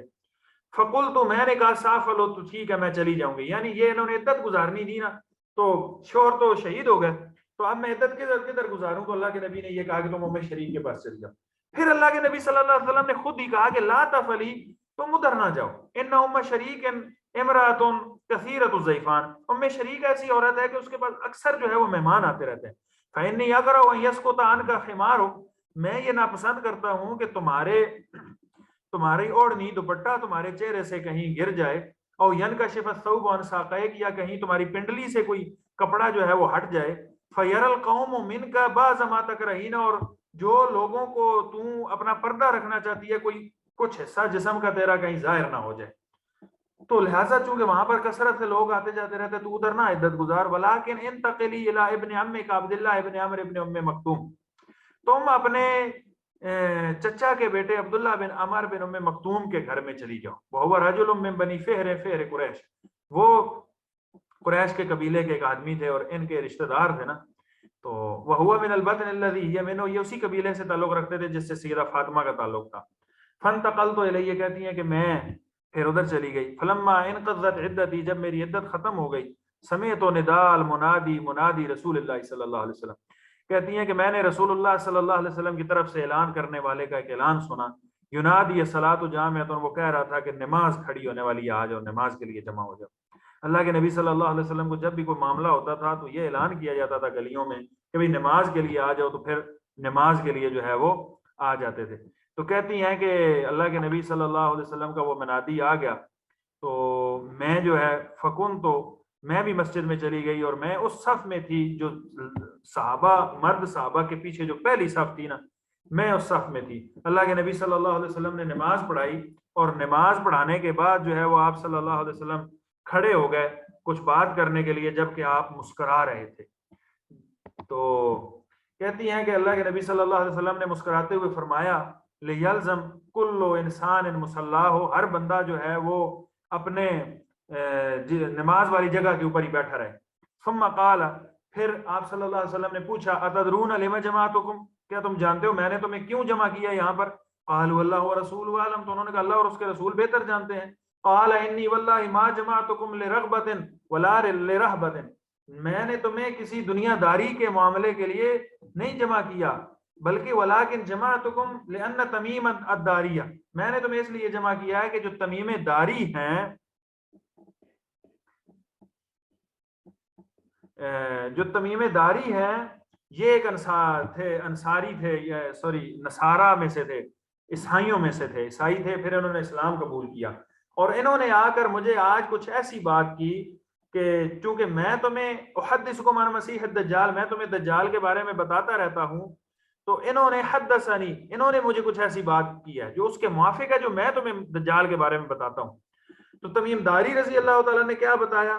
حدثنی، انہوں نے مجھے یہ بات بیان کی ہے کہ انہو راکب فی سفینۃ بحریۃ، کہ یہ ایک بحری جہاز کے اندر، کشتی، بڑی بحری کشتی کے اندر سوار ہوئے، مع 30 رجلا من لخم و جزام، قبیلہ لخم اور قبیلہ جزام کے 30 لوگ ان کے ساتھ تھے۔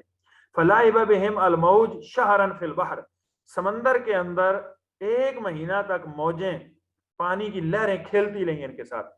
ثم ارفعوا الى جزیرۃ فی البحر، تو تب جا کے وہ سمندر میں، یعنی طوفان آیا، لہریں ان کو لے کے پھرتی رہیں، آخر کار ایک جزیرے پر پہنچا دیا ان لہروں نے، تو وہ سمندر کے اندر ایک جزیرہ تھا۔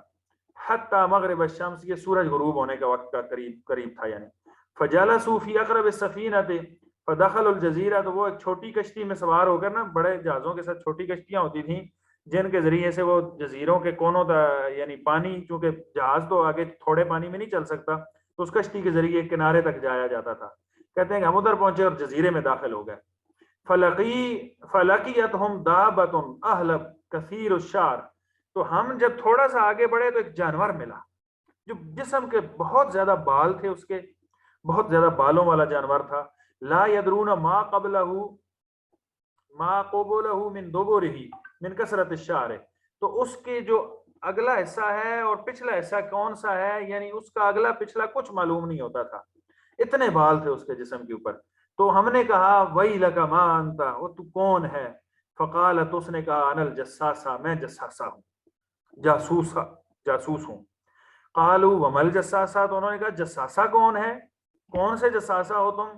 قال، تو اس نے کہا ایھا القوم انطلقوا الى هذا الرجل في الدیر، یہ جو سامنے عمارت ہے، کلیسا بنا ہوا ہے، اس کے اندر جاؤ، یہاں پر کو تمہارا جو ہے وہ انتظار کر رہا ہے کوئی بندہ۔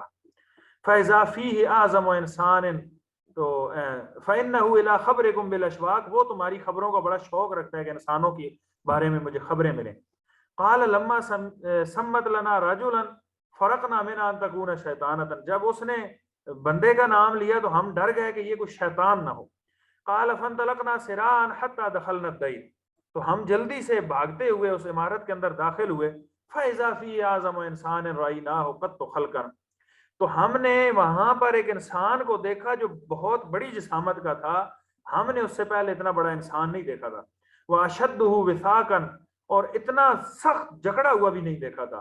مجموعتا یداہ الی عنقہ ما بین رکبتیہ الی کعبیہ بالحدید، تو اس کی جو ہے وہ دونوں گھٹنوں سے لے کر اس کی گردن تک، اس کے ہاتھوں کو اوپر کر کے جو ہے وہ لوہے کی زنجیروں سے جکڑا ہوا تھا۔ قلنا ویلک ما انت، ہم نے کہا تیری بربادی ہو، تو کون ہے؟ قال قد قدرتم علی خبری، تو انہوں نے کہا کہ تمہیں میری خبر تو معلوم ہو ہی جائے گی، میں تمہیں بتا دیتا ہوں۔ فاخبرونی ما انتم، مجھے بتاؤ تم کون ہو؟ قالوا، تو ان کہتے ہیں ہم نے کہا نحن ناس من العرب، ہم تو عرب کے لوگ ہیں، رکبنا فی سفینۃ بحریۃ، ہم بحری سفینے کے اندر، بیڑے کے اندر سوار ہوئے تھے۔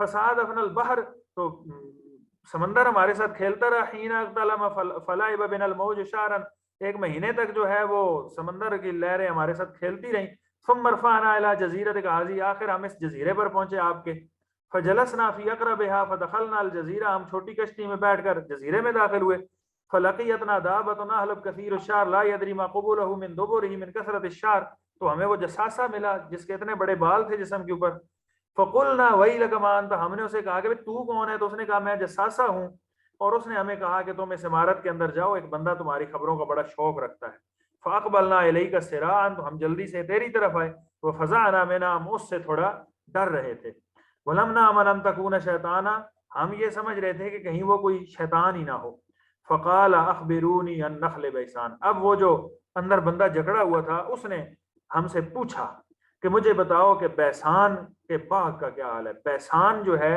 یہ ایک علاقہ ہے یمن کے علاقوں میں، شام کے علاقوں میں، تو نخل بیسان کے بارے میں بتاؤ۔ قلنا، ہم نے کہا، عن ای شانھا تستخبر، تو اس کی کیا چیز پتہ کرنا چاہتے ہیں بیسان کے باغ کی؟ قال اسالکم عن نخلھا هل یثمر، میں اس کے درختوں کے بارے میں پوچھنا چاہتا ہوں کہ اس کے کھجور کے درخت پھل دیتے ہیں یا نہیں۔ قلنا لہو، ہم نے اسے کہا کہ ہاں واقعتاً وہ پھل دیتے ہیں۔ پھر اس نے پوچھا قال اخبرونی عن بحیرۃ التبریہ، کہ مجھے بتاؤ کہ بحیرہ تبریہ جو ہے اس کے حوالے سے مجھے بتاؤ۔ تو انہوں نے کہا کہ عن ای شانھا تستخبر، تو اس کی کس چیز کے بارے میں پتہ کرنا چاہتا ہے؟ قال هل فیھا ماء، اس نے کہا بتاؤ اس میں پانی ہے یا نہیں؟ انہوں نے کہا ہاں ہی کثیرۃ الماء، اس میں تو بہت زیادہ پانی ہے، اما ان ما یوشک ان یذهب، تو اس نے کہا کہ ان قریب اس کا جو پانی ہے وہ ختم ہو جائے گا، پیچھے نخل بیسان کا باغ بھی پھل دینا بند کر دے گا، اور یہاں بھی کہا کہ ان قریب وہ ختم ہو جائے گا۔ قال اخبرونی عن عین زغر، مجھے بتاؤ زغر چشمے کے بارے میں۔ بحیرہ تبریہ جو ہے یہ بھی شام کے ایک کنارے کے اوپر ہے، اور عین زغر جو ہے یہ زغر کا علاقہ بھی بیسان کی طرح شام میں ہے، اس کے بارے میں بتاؤ۔ تو انہوں نے کہا اس کی کیا چیز تم پتہ کرنا چاہتے ہو؟ قال هل فی العین ماء، کیا اس چشمے میں پانی بہتا ہے، زغر کے چشمے میں؟ وهل یزرع اهلها بماء العین، کیا اس کے رہنے والے کھیتی باڑی کرتے ہیں اس عین زغر کے چشمے کے پانی سے؟ قلنا له، ہم نے اسے کہا نعم هي کثیرۃ الماء واهلها یزرعون من مائها، وہ بہت زیادہ پانی آتا ہے اس سے، اور اس کے رہنے والے جو ہے وہ اس سے کھیتی باڑی بھی کرتے ہیں۔ پھر اس نے کہا اخبرونی عن نبی الامیین ما فعل، مجھے بتاؤ کہ وہ جو ان پڑھوں کا نبی آیا عربوں میں، تو ما فعل اس نے کیا کیا ہے؟ قالوا، تو انہوں نے کہا کہ قد خرج من مکہ، تھا وہ مکہ سے نکلا ہے ہجرت کر کے، ونزل یثرب، اور یثرب میں پہنچا ہے۔ قال قاتلہ العرب، کیا اس سے عربوں نے لڑائیاں کی ہیں؟ اس نے پوچھا، وہ کہتے ہیں ہم نے کہا کہ ہاں کی ہیں۔ اس نے کہا کیف صنع بہم، اس نے ان کے ساتھ کیا کیا؟ فاخبرناه، تو ہم نے اسے کہا انه قد ظهر على من يليه من العرب واتاه، ہم نے کہا کہ وہ تو عربوں پر غالب آ گیا اور انہوں نے اس کی اطاعت کر لی ہے۔ قال لهم قد كان ذلك، اس نے کہا کہ کیا واقعی ایسا ہو چکا ہے؟ قلنا نعم، ہم نے کہا جی ہاں ایسا ہی ہو چکا ہے۔ اس نے کہا اما ان ذاک خیر لهم ان یطیعوه، اس نے کہا کہ خیر اسی میں ہے کہ وہ اس کی اطاعت کر لیں، وہ جو عرب لوگ ہیں۔ وانی مخبرکم عنی، تو میں تمہیں اپنے بارے میں خبر دے رہا ہوں، انی انا المسیح، میں مسیح دجال ہوں، وانی یوشک ان یؤذن لی فی الخروج، اور مجھے ان قریب جو ہے وہ خروج کی اجازت ملے گی، فاخرج فاسیر فی الارض، جب میں نکلوں گا تو پھر میں پوری زمین میں پھروں گا، فلا ادع قریۃ الا هبطتها فی 40 لیلۃ غیر مکہ وطیبہ، تو اس نے کہا کہ میں کوئی جو ہے وہ بستی نہیں چھوڑوں گا جہاں پہ میں پہنچوں گا نہیں، ہر جگہ پہ پہنچوں گا سوائے مکہ اور طیبہ کے، فہما محرمتان علی کلتاہما، وہ دونوں مجھ پر حرام کر دی گئی ہیں، کلما اردت ان ادخل واحدۃ او واحدا منہما، میں کسی میں بھی داخل ہونے کی کوشش کروں گا تو ایک فرشتہ آگے سے تلوار اٹھائے آئے گا جو مجھے وہاں سے واپس دور کر دے گا، اور ہر مدینے کی گلی کے اوپر جو ہے وہ فرشتے اس کی حفاظت کر رہے ہوں گے۔ اللہ کے نبی صلی اللہ علیہ وسلم نے فرمایا، آپ نے اپنے پہلوؤں کے اوپر ہاتھ رکھے ہوئے تھے، حاذہ طیبہ حاذہ طیبہ حاذہ طیبہ، یعنی المدینہ، آپ نے کہا کہ یہ مدینہ ہی طیبہ ہے، اس نے مکہ کا تو نام لیا نا، یثرب اور مدینہ کا تو نام نہیں لیا، طیبہ کا، تو آپ نے کہا کہ طیبہ یہی ہے۔ الا هل كنت حدثتكم ذلك، آپ نے پھر صحابہ سے پوچھا مجھے بتاؤ یہ باتیں میں نے تمہیں بتائی نہیں ہیں؟ صحابہ نے کہا نام اللہ کے نبی آپ نے بتائی ہیں۔ آپ نے کہا کہ مجھے بڑی پسند آئی یہ تمیم داری کی یہ جو حدیث ہے، اور میری بات کے موافق تھی جو میں تمہیں بتا چکا ہوں کہ وہ جو ہے وہ یعنی اس بارے میں بھی بتا چکا ہوں کہ وہ مدینہ اور مکہ میں داخل نہیں ہو سکے گا۔ پھر آپ نے کہا کہ یاد رکھو کہ وہ شام کے سمندر میں ہے یا یمن کے سمندر میں ہے؟ فرمایا لا بل من قبل المشرق، بلکہ کہا کہ نہیں وہ مشرق کی طرف ہے، مشرق کی طرف ہے، مشرق کی طرف ہے، 3 بار کہا۔ تو سیدہ فاطمہ کہتی ہیں کہ یہ وہ حدیث ہے جو میں نے اللہ کے نبی صلی اللہ علیہ وسلم سے سنی تھی۔ تو اس میں کتنی ساری باتیں ہمیں دجال کے بارے میں معلوم ہوئی، اور سیدنا تمیم داری رضی اللہ تعالی عنہ کی جو ہے نا کہ انہوں نے اس سے جو ہے وہ ملاقات کی تھی، تو یہ بڑی ایک دلچسپ حدیث تھی۔ میں نے یہ بہت پرانی پڑھی تھی، ہمارے گاؤں کی مسجد میں صحیح مسلم پڑھی تھی، تو اس میں ایک دفعہ میں نے کھول کے پڑھی تھی، اور پھر مجھے بھی یہ اتنی عجیب و غریب حدیث لگی تھی کہ میں نے اپنے اور دوسرے جو ہمارے دوست تھے ان کو بلا کے پھر ان کو بھی یہ حدیث پڑھائی تھی۔ اس وقت تو ہمیں دجال کے حوالے سے اتنی معلومات نہیں تھی، بعد میں ہم مدرسے میں گئے تو پھر کئی ساری معلومات ملی، تو یعنی بہت ساری باتیں واضح ہو گئی۔ اچھا جی، دجال خراسان کے علاقے سے نمودار ہوگا۔ نمودار کہاں سے ہوگا؟ سیدنا ابوبکر صدیق رضی اللہ تعالیٰ عنہ کی حدیث ہے سنن ترمذی کی، آپ صلی اللہ علیہ وسلم نے فرمایا کہ الدجال یخرج من ارض بالمشرق، یہ مشرق کے ایک زمین سے نکلے گا، یقال لها خراسان، خراسان کے علاقے سے، یتبع اقوام کان وجوہہم المجان المطرقہ، اس کے اتباع کرنے والے لوگ ہوں گے جن کے چہرے ڈھالوں کی طرح، جس طرح چوڑی ڈھال ہوتی ہے اور تہ بتہ اس کا لو ہوتا ہے، ایسے ڈھالوں والے لوگ ہوں گے۔ تو یہ خراسان کے علاقے سے نکلے گا اور وہاں سے چلتا چلتا پھر شام اور عراق کے درمیان پہنچ جائے گا، جیسا کہ یہ دوسری حدیث سیدنا نواس والی ہے، انہ خارج خلۃ بین الشام والعراق، کہ وہ شام اور عراق کے درمیانی ریگستانی علاقے میں پھر وہ نکلے گا۔ فعاث یمینا وعاث شمالا، تو اس کے دائیں اور بائیں کے علاقوں میں پھر یہ فساد مچا دے گا۔ تو اصل میں اس میں کوئی مخالفت نہیں ہے، بلکہ یہ معنی یہ ہے کہ وہ خراسان کے علاقے سے نمودار ہوگا، اور پھر چلتے چلتے جب وہ ظاہر اپنے آپ کو کرے گا تو وہ شام اور عراق کے علاقے میں آ کر کرے گا۔ تو یہاں پر یہ بھی یاد رکھیں کہ اس کے پیروی کرنے والے کیسے لوگ ہوں گے؟ چوڑے منہ والے۔ اس سے بعض لوگوں نے جاپان، چین اور ان علاقوں کی جو قومیں ہیں نا چوڑے منہ والے، یہ مراد لیے ہیں، اور واللہ عالم یہ ڈھال جس کا لوہا تہ در تہ جو ہے نا وہ بنایا ہوتا ہے، تو اس طرح یہ معلوم ہوتا ہے مثلا ایسے لوگ ہوں گے جو بڑے مضبوط جسم کے مالک ہوں گے۔ یعنی میرے ذہن میں ایسا آتا ہے نا کہ جیسے یہ آپ اگر ریسلنگ کبھی دیکھی ہو نا، ریسلر نہیں ہوتے جم کرنے والے لوگ جنہوں نے اپنے جسم کو بڑا سڈول بنایا ہوتا ہے، ویسے مضبوط جسم تو اللہ تعالیٰ کے یہاں بھی پسندیدہ ہے، یہ مطلب نہیں ہے کہ جو بھی جم کرتا ہے وہ نعوذ باللہ اس کا ہوگا، لیکن میں ایک بات یہ کرنا چاہتا ہوں کہ وہ مضبوط لوگ ہوں گے، لیکن ان کی مضبوطی بھی ان کو فتنے سے پناہ نہیں دے گی، فتنے سے پناہ ایمان ہی دیتا ہے۔ دجال کے خروج کے بعد ایمان لانے کا کوئی فائدہ نہیں ہوگا۔ جب دجال سامنے آ جائے گا نا، اس کے بعد کوئی کہے کہ میں جو ہے وہ ایمان لاتا ہوں، تو یہ بات جو ہے اس کا ایمان اس وقت اس کو فائدہ نہیں ہوگا، اس سے پہلے پہلے ایمان لانا ضروری ہوگا۔ سیدنا ابو ہریرہ رضی اللہ تعالیٰ عنہ کی حدیث ہے کہ اللہ کے نبی صلی اللہ علیہ وسلم نے فرمایا ثلاث اذا خرجنا لا ينفع نفسا ایمانها لم تکن آمنت من قبل، 3 چیزیں جب ظاہر ہوں گی کسی بندے کو اس کا ایمان فائدہ نہیں دے گا جو اس سے پہلے ایمان نہیں لایا ہوگا، یا اس نے اپنے ایمان میں کوئی نیکی نہیں کمائی ہوگی۔ طلوع الشمس من مغربها والدجال ودابۃ الارض، یعنی یہ 3 چیزیں ایسی ہیں، سورج مغرب سے پیچھے طلوع ہو جائے گا، جب مغرب سے واپس چلے گا اس وقت کسی بندے کو ایمان لانا فائدہ نہیں دے گا۔ دجال ظاہر ہو جائے گا تب بھی ایمان لانا فائدہ نہیں دے گا، اور دابۃ الارض نکلے گا، یعنی یہ اتنی بڑی نشانیاں ہیں کہ ان نشانیوں کو دیکھ کر کئی لوگ کہیں گے کہ اب ہم ایمان لاتے ہیں، لیکن اس وقت ان کا ایمان لانا فائدہ ان کو نہیں دے گا۔ دجال کے دعوے کیا کیا ہوں گے؟ دجال سب سے پہلے جو ہے وہ خدائی کا دعویٰ کرے گا، یہ جو ہم نے حدیث پیچھے بھی پڑھی ہے، یہ مستدرک الحاکم میں اس کے الفاظ مزید زیادہ ہیں کہ دجال عراق اور شام کے ریگستانی علاقے سے خروج کرے گا اور دائیں بائیں فساد پھیلائے گا، لہٰذا اللہ کے نبی نے فرمایا اللہ کے بندو تم ثابت قدم رہنا، فَإِنَّهُ يَبْدَأُ فَيَقُولُ أَنَا نَبِيٌّ، وہ ابتدا یہاں سے کرے گا کہ کہے گا کہ میں نبی ہوں، وَلَا نَبِيَّ بَعْدِي، یاد رکھو میرے بعد نبی کوئی نہیں ہے، ثُمَّ يُثَنِّي، پھر وہ گھومے پھرے گا، حَتَّى يَقُولَ أَنَا رَبُّكُمْ، پھر وہ کہے گا کہ میں تمہارا رب ہوں۔ اللہ کے نبی صلی اللہ علیہ وسلم نے فرمایا یاد رکھو کہ فوت ہونے سے پہلے تم اپنے رب کو نہیں دیکھ سکتے۔ دنیا میں آ کے کوئی کتنی طاقتوں کا مالک آ جائے، سامنے آ کے یہ کہے کہ میں تمہارا رب ہوں، وہ رب نہیں ہو سکتا۔ یہاں سے ایک اور بات کیا ہمیں معلوم ہوتی ہے، بھئی ایمان کی مضبوطی بڑی چیز ہے، صرف معلومات اکٹھی کرنے سے فائدہ نہیں ہے، ایمان کو مضبوط کریں، اپنے ایمان کو اتنا مضبوط کریں کہ آپ دجال کے مقابلے میں ٹھہر سکیں۔ اللہ کے نبی نے یہاں پر ایمانیات کی بات بتائی۔ ہمارے یہاں کیا ہوتا ہے، ہم کتنی ایسی خلاف عادت چیز بعض باتیں دیکھ کر ہم نے لوگوں کو جو ہے وہ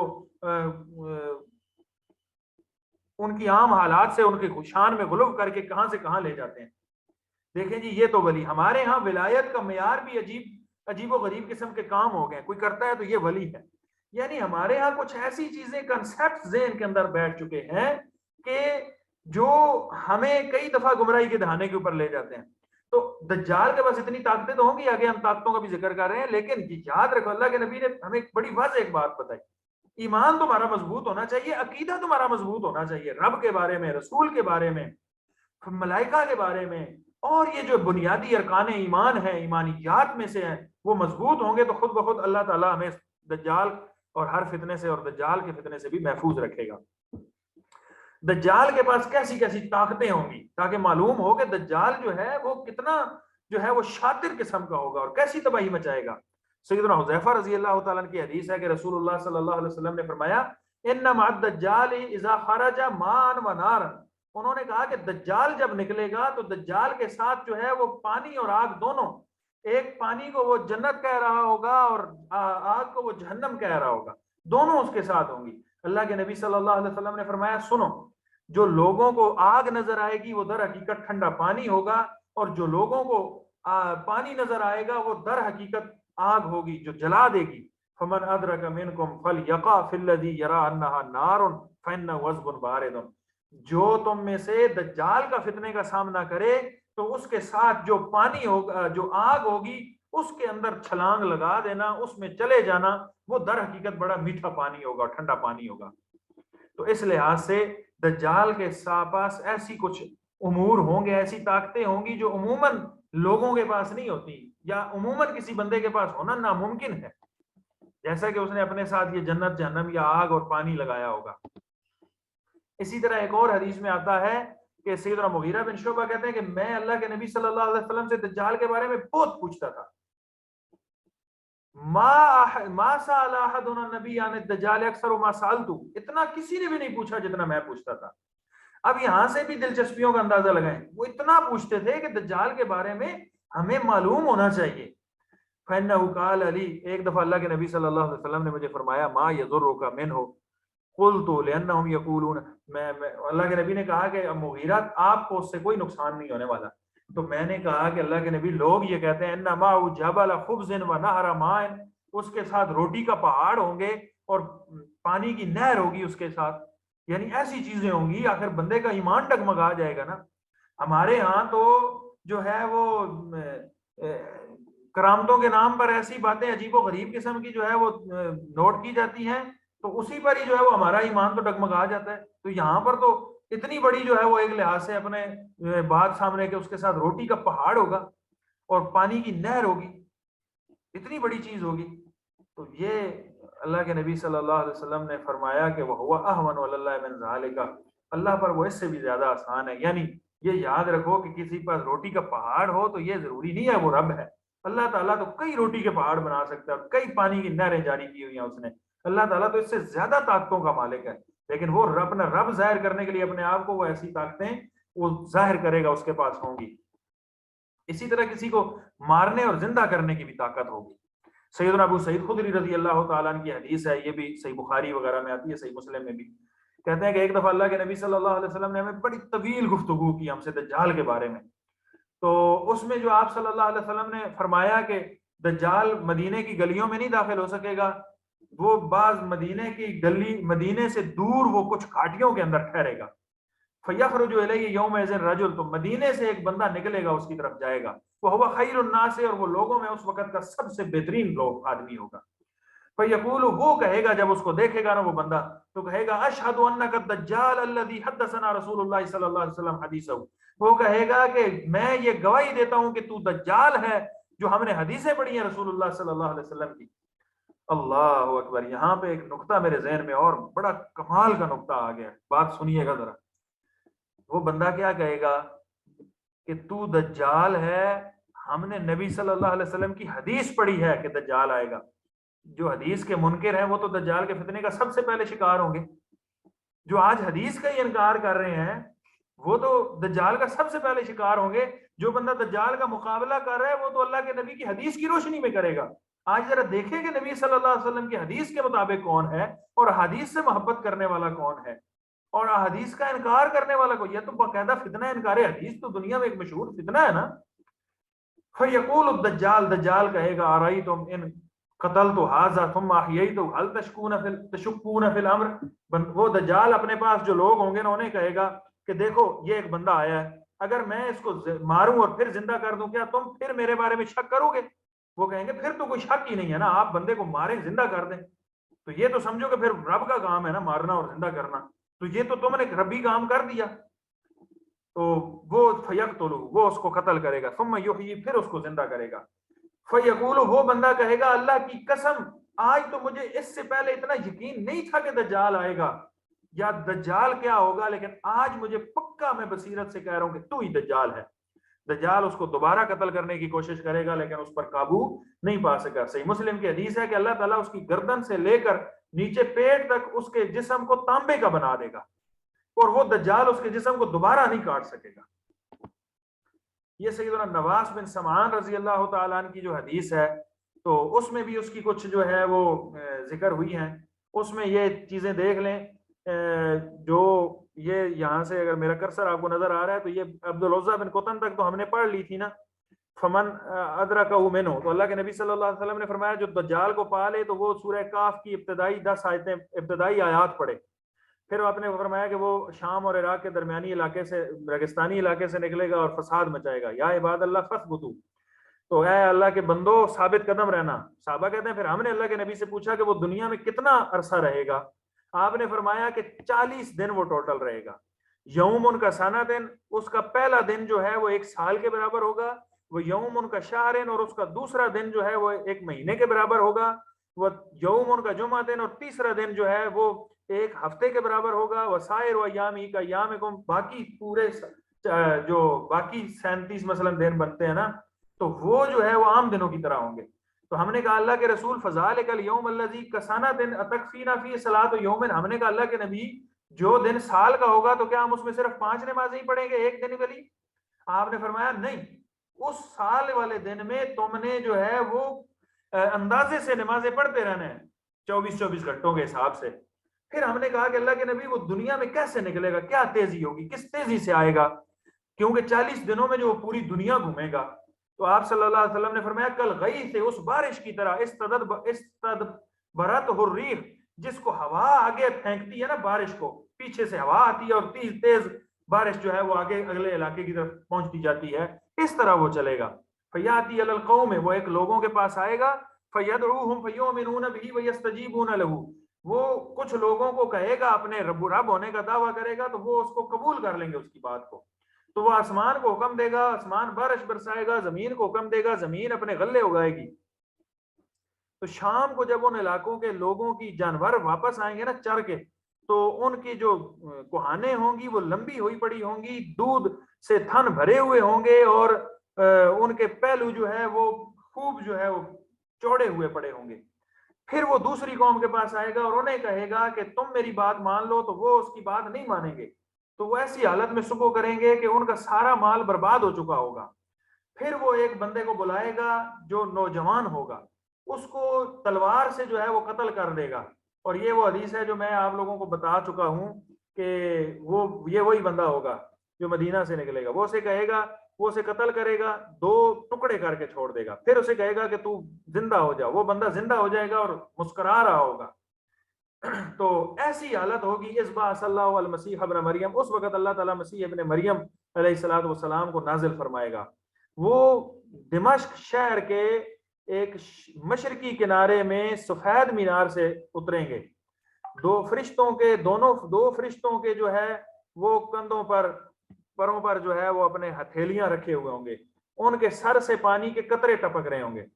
جب وہ اپنے سر بال اس طرح اوپر سر اٹھائیں گے تو ان کے چہرے پر پانی کے قطرے اس طرح چمکیں گے جیسے لؤلؤ موتی چمکتا ہے. اور کافر ان کی ہوا بھی جو ہے وہ محسوس کرے گا تو وہ مر جائے گا، اور ان کی جو دم ہوگا، ہوا ہوگی نا سانس کی، وہ سانس وہاں تک جائے گا جہاں تک ان کی نظر جائے گی. جدھر تک ان کی نظر جائے گی ادھر تک سانس جائے گا، اور ادھر تک کافر مر جائے گا. پھر اللہ تعالیٰ عیسیٰ علیہ الصلوۃ والسلام کو وحی کرے گا تو وہ اللہ کے بندوں کو لے کر جو ہے وہ نکلیں گے طور پہاڑ کی طرف، یعنی دجال کو قتل کر دیں گے نا، تو پھر وہ یاجوج ماجوج کا آگے یہ واقعہ ہے. دجال کے خوف، اتنا خوف ہوگا جو کئی لوگ ہوں گے وہ پہاڑوں پر چڑھ جائیں گے. تو یہ حدیث آتی ہے صحیح مسلم میں، سیدنا جابر بن عبداللہ فرماتے ہیں کہ ہمیں ام شریک نے یہ حدیث بیان کی کہ اللہ کے نبی صلی اللہ علیہ وسلم نے فرمایا کہ لوگ دجال کے خوف سے بھاگیں گے، پہاڑوں میں پہنچ جائیں گے. تو ام شریک کہتی ہے میں نے پوچھا اللہ کے نبی اس دن عرب لوگ کدھر ہوں گے؟ تو کہا کہ عرب لوگ تو بہت تھوڑے ہوں گے، اس دن بہت تھوڑے رہ جائیں گے، باقی یعنی کم ہو جائیں گے. اور دجال کے لشکر میں کون لوگ ہوں گے یہ بھی ذرا سمجھنے والی بات ہے. دجال کے لشکر میں اللہ کے نبی صلی اللہ علیہ وسلم نے فرمایا، صحیح مسلم کی حدیث ہے کہ دجال کی پیروی کرنے والے اصفہان شہر کے 70,000 یہودی ہوں گے جنہوں نے سیاہ چادریں اوڑھی ہوئی ہوں گی. وہ بڑی بڑی چادریں اوڑھی ہوئی ہوں گی، تیالسا ان کو کہا جاتا ہے، یہ خاص قسم کی چادر ہوتی ہے. تو یہود جو ہے یہ دجال کے فوجی ہوں گے، یہودی سب سے پہلے. اور یہ اسرائیل شہر کو بسانا اور اس حوالے سے جو معاملات ہے یہ بھی دجال کے، یہ بھی اپنے مسیح کی انتظار کر رہے ہیں، اور ان کا مسیح دجال ہے. اور یہ جو پیچھے میں حدیث بیان کر چکا ہوں کہ ایسے لوگ اس کی اتباع کریں گے کہ جن کے چہرے ڈھالوں کی طرح چوڑے ہوں گے. دجال کے مقابلے میں سخت اور ثابت قدم لوگ کون ہوں گے؟ اللہ کے نبی صلی اللہ علیہ وسلم نے ایک دفعہ فرمایا کہ میں بنو تمیم سے 3 وجہ سے بڑی محبت رکھتا ہوں. سیدنا ابو ہریرہ فرماتے ہیں کہ میں 3 وجہ سے اللہ کے بنو تمیم سے بڑی محبت رکھتا ہوں، کیونکہ اللہ کے نبی صلی اللہ علیہ وسلم نے ان کے بارے میں فرمایا تھا کہ وہ میری امت کے ایسے لوگ ہوں گے دجال کے مقابلے میں بڑے سخت اور ثابت قدم ہوں گے. اور ایک دفعہ ان کے صدقے آئے تو اللہ کے نبی نے فرمایا یہ میری قوم کے صدقے ہیں. اور اللہ کے ان کے قیدیوں کے بارے میں آپ نے کہا تھا کہ سید عائشہ کے پاس ایک غلام آیا تھا جو بنو تمیم میں سے تھا، تو آپ نے کہا کہ اس کو آزاد کر دو، یہ سیدنا اسماعیل کی اولاد میں سے. تو ان میں سے ایک خوبی کیا ہے بنو تمیم کی کہ وہ دجال کے مقابلے میں بڑے سخت ہوں گے. دجال مکہ اور مدینہ میں داخل نہیں ہو سکے گا، جیسا کہ ہم نے پیچھے یہ حدیث پڑھ چکی سیدنا نواز بن سمعان رضی اللہ تعالیٰ. ایک اور حدیث ہے صحیح بخاری میں سیدنا ابو بکرہ رضی اللہ تعالیٰ کی کہ دجال کا رعب بھی مدینہ میں داخل نہیں ہو سکے گا. لا يدخل المدینہ رعب المسیح الدجال. اس وقت مدینہ کے 7 دروازے ہوں گے، ہر دروازے کے اوپر 2 فرشتے کھڑے ہوں گے اور دجال کو داخل نہیں ہونے دیں گے. دجال کے خروج سے قبل بھی کفار کے ساتھ بڑا زبردست قسم کا جہاد ہوگا. تو یہ حدیث ہے سیدنا یسیر بن جابر کی. یسیر بن جابر تابعی ہیں، وہ کہتے ہیں کہ ایک دفعہ کوفہ میں سرخ رنگ کی آندھی آئی تو سیدنا عبداللہ بن مسعود، ایک شخص آیا جس نے جو سیدنا عبداللہ بن مسعود رضی اللہ تعالیٰ کے پاس، اور اس نے کہا کہ عبداللہ قیامت آ گئی ہے.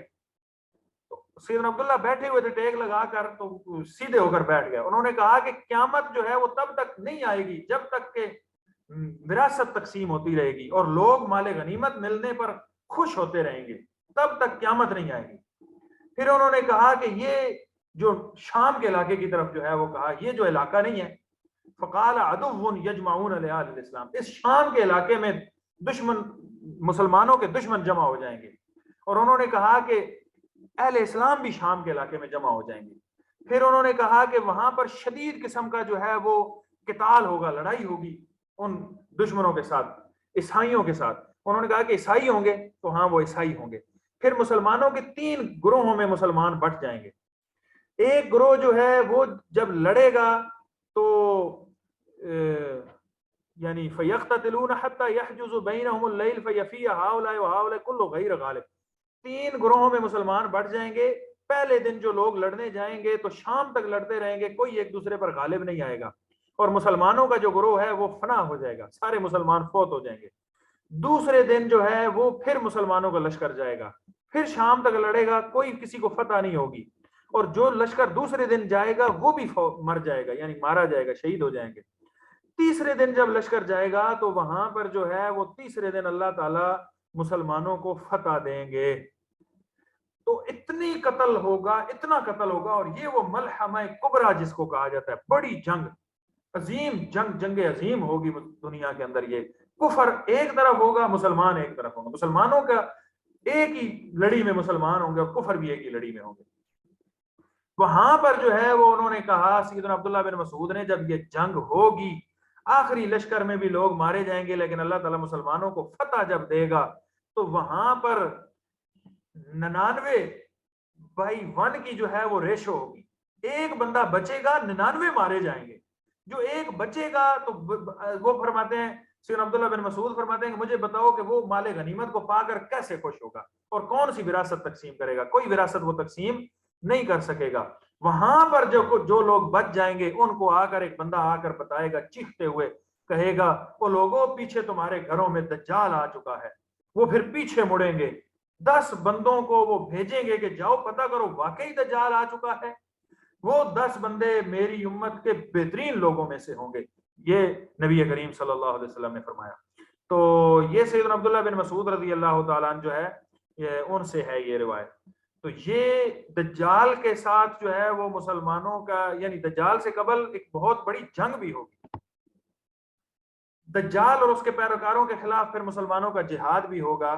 صحیح مسلم کی حدیث ہے، نافع بن عتبہ رضی اللہ تعالیٰ عنہ کہتے ہیں کہ اللہ کے نبی صلی اللہ علیہ وسلم نے فرمایا کہ تم لوگ جزیرہ عرب میں عربوں سے لڑو گے، پھر اللہ تعالیٰ تمہیں فتح دے دے گا۔ پھر تم ایرانیوں سے لڑو گے، اللہ تعالیٰ تمہیں فتح دے دے گا۔ پھر تم عیسائیوں سے لڑو گے، اللہ تعالیٰ تمہیں فتح دے دے گا۔ پھر تم دجال سے لڑو گے تو اللہ تعالیٰ تمہیں دجال سے بھی فتح دے دے گا۔ اور سیدنا عبداللہ بن عمر رضی اللہ تعالیٰ کی صحیح بخاری میں حدیث ہے کہ رسول اللہ صلی اللہ علیہ وسلم نے فرمایا کہ تم یہودیوں سے لڑو گے یہاں تک کہ یہودی دجال کے ساتھی ہوں گے نا لشکر میں، یہودی پتھر کے پیچھے چھپیں گے، وہ پتھر آواز لگا کے کہے گا یا عبداللہ ھذا یہودی ورائی فقتلہ، یہ میرے پیچھے یہودی چھپا ہوا ہے، اس کو قتل کر دو۔ پھر دجال کو سیدنا عیسیٰ علیہ السلام قتل کریں گے۔ وقت کی قلت کے پیش نظر میں جو ہے وہ کچھ اختصار کر رہا ہوں۔ تو سیدنا ابو ہریرہ رضی اللہ تعالیٰ کی حدیث ہے کہ سیدنا عیسیٰ علیہ السلام جو ہے وہ قتل کریں گے، جب آئیں گے تو یہ جو دجال ہوگا نا، یہ عیسیٰ علیہ السلام کو دیکھے گا تو یہ گھلنا شروع کر دے گا، اس کا جسم گھلنا شروع کر دے گا، جیسے نمک گھلتا ہے پانی میں۔ تو اگر وہ ویسے ہی اس کو چھوڑ دیں تو وہ ہلاک کر دیں گے، لیکن اللہ تعالیٰ عیسیٰ علیہ السلام کے ہاتھ پر دجال کو ہلاک کروائے گا، اور ان کے نیزے کے اوپر، ان کی برچھی کے اوپر جو ہے وہ دجال کا خون لگے گا۔ اس سے پتہ چلا کہ دجال کا خون بہے گا تو وہ انسان ہوگا، اور اس سے یہ بھی پتہ چلا کہ عیسیٰ علیہ السلام اور مسلمانوں کے پاس کچھ جدید ٹیکنالوجی نہیں ہوگی۔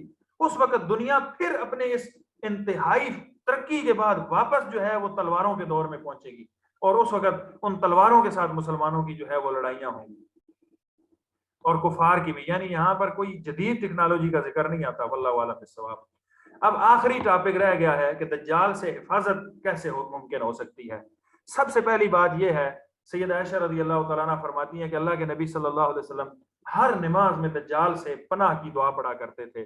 یہ جب ہم نماز پڑھتے ہیں، تشہد میں بیٹھتے ہیں نا، تحیات میں، تو درود شریف کے بعد جو دعائیں پڑھتے ہیں ان میں یہ دعا اللہ کے نبی صلی اللہ علیہ وسلم ضرور پڑھا کرتے تھے، اللہم انی اعوذ بک من عذاب القبر واعوذ بک من فتنة المسیح الدجال واعوذ بک من فتنة المحیا وفتنة الممات اللہم انی اعوذ بک من المأثم والمغرم۔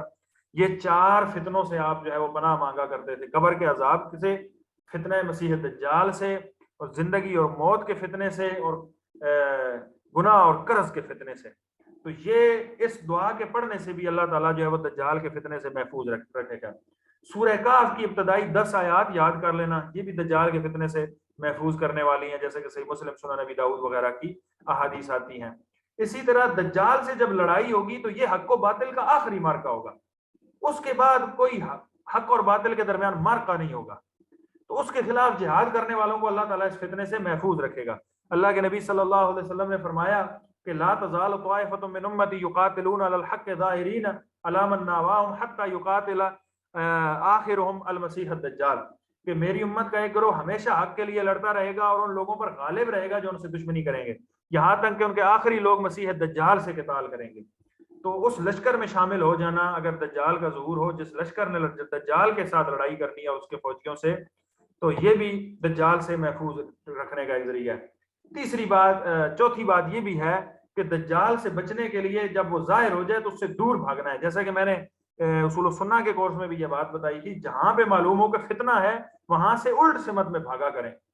تو سنن نبی داؤد کی حدیث ہے صحیح سند کے ساتھ کہ عمران بن حسین رضی اللہ تعالیٰ عنہ کہتے ہیں کہ دجال کے متعلق جس کو معلوم، اللہ کے نبی صلی اللہ علیہ وسلم نے فرمایا کہ جب معلوم ہو کہ دجال فلاں جگہ پہ ظاہر ہو چکا ہے تو پھر دجال سے الٹی سمت میں جو ہے وہ بھاگنا، یعنی اس سے دور رہنا، اس کے قریب جانے کی کوشش نہ کرنا، کیونکہ اس کے پاس ایسی چیزیں ہوں گی کہ بندہ تو سمجھے گا کہ میں مومن ہوں، وہاں پر ثابت قدم رہوں گا، لیکن اس کی مشتبہ چیزوں کی وجہ سے وہ اس کا تابع ہو جائے گا۔ اس لیے جو جتنا دجال سے دور رہے گا، بچ کے رہے گا، وہ محفوظ رہے گا۔ اور آخری بات کہ جو اگر ممکن ہو تو مکہ یا مدینہ میں رہائش اختیار کر لے، جو بندہ مکہ اور مدینہ میں رہتا ہوگا تو وہ بھی جو ہے وہ دجال کے فتنے سے محفوظ رہے گا۔ لیکن یہ بھی یاد رکھیں کہ دجال کے فتنے سے پہلے یا جب دجال کا فتنہ آئے گا تو مکہ اور مدینہ یہ اپنے اندر سے منافقوں اور کافروں کو باہر نکال پھینکیں گے، یعنی وہاں پر منافق نہیں رہ سکے گا، پکے ایمان والا بندہ ہی اختیار جو ہے وہ رہائش اختیار کر سکے گا، رہ سکے گا۔ تو یہ ہمارا ٹاپک تھا جی دجال کے حوالے سے۔ اس میں ایک اہم بات رہ گئی اور وہ یہ ہے، ابن سیاد ایک رسول اللہ صلی اللہ علیہ وسلم کے دور میں شخص تھا جس کے بارے میں یہ اشتباہ پایا جاتا تھا کہ یہ شاید دجال ہے۔ اللہ کے نبی صلی اللہ علیہ وسلم کو کوئی واضح وحی اس کے بارے میں نہیں آئی تو آپ بھی اس کے حوالے سے جو ہے وہ کچھ مشتبہ طور پر جو ہے وہ رہے کہ عین ممکن ہے یہ، کیونکہ اس میں کچھ ایسی دجالی صفات پائی جاتی تھیں۔ بعض صحابہ کا یہ موقف بھی تھا کہ وہ دجال ہے، لیکن راجح موقف اس کے بارے میں یہی ہے کہ وہ دجال نہیں ہے۔ اس حوالے سے اگر تفصیل آپ نے دیکھنی ہو تو کتاب الفتن جو صحیح مسلم کی ہے نا، تو اس میں ابن سیاد کا جو باب ہے اس میں تفصیل کے ساتھ یہ موجود ہے، جس سے یہی معلوم ہوتا ہے کہ دجال جو ہے وہ ابن سیاد دجال تو نہیں تھا، دجال تو کہیں جو ہے وہ بندہ ہوا ہے اور قیامت کے قریب نکلے گا۔ تو یہ ہمارا آج کا ٹاپک تھا جو دجال کے حوالے سے تھا۔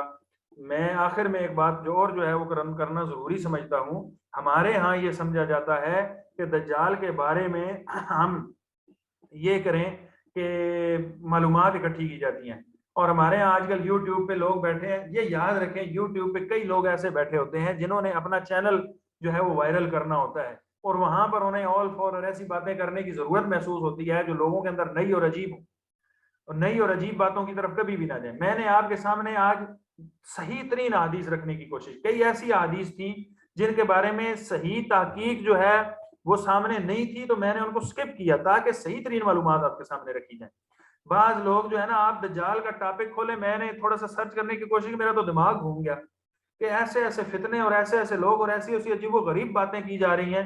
تو یہ یاد رکھیں کہ دجال کے بارے میں معلومات صرف اکٹھی کرنا اور معلومات کے نتیجے نکالنا ضروری نہیں ہے کہ دجال جی وہ پھر کون سے جزیرے میں ہو سکتا ہے۔ بھائی جس بھی جزیرے میں ہے آپ اس پر ایمان رکھیں کہ وہ دنیا کے اندر موجود ہے، جس بھی جزیرے میں ہے وہ ظاہر ہو جائے گا۔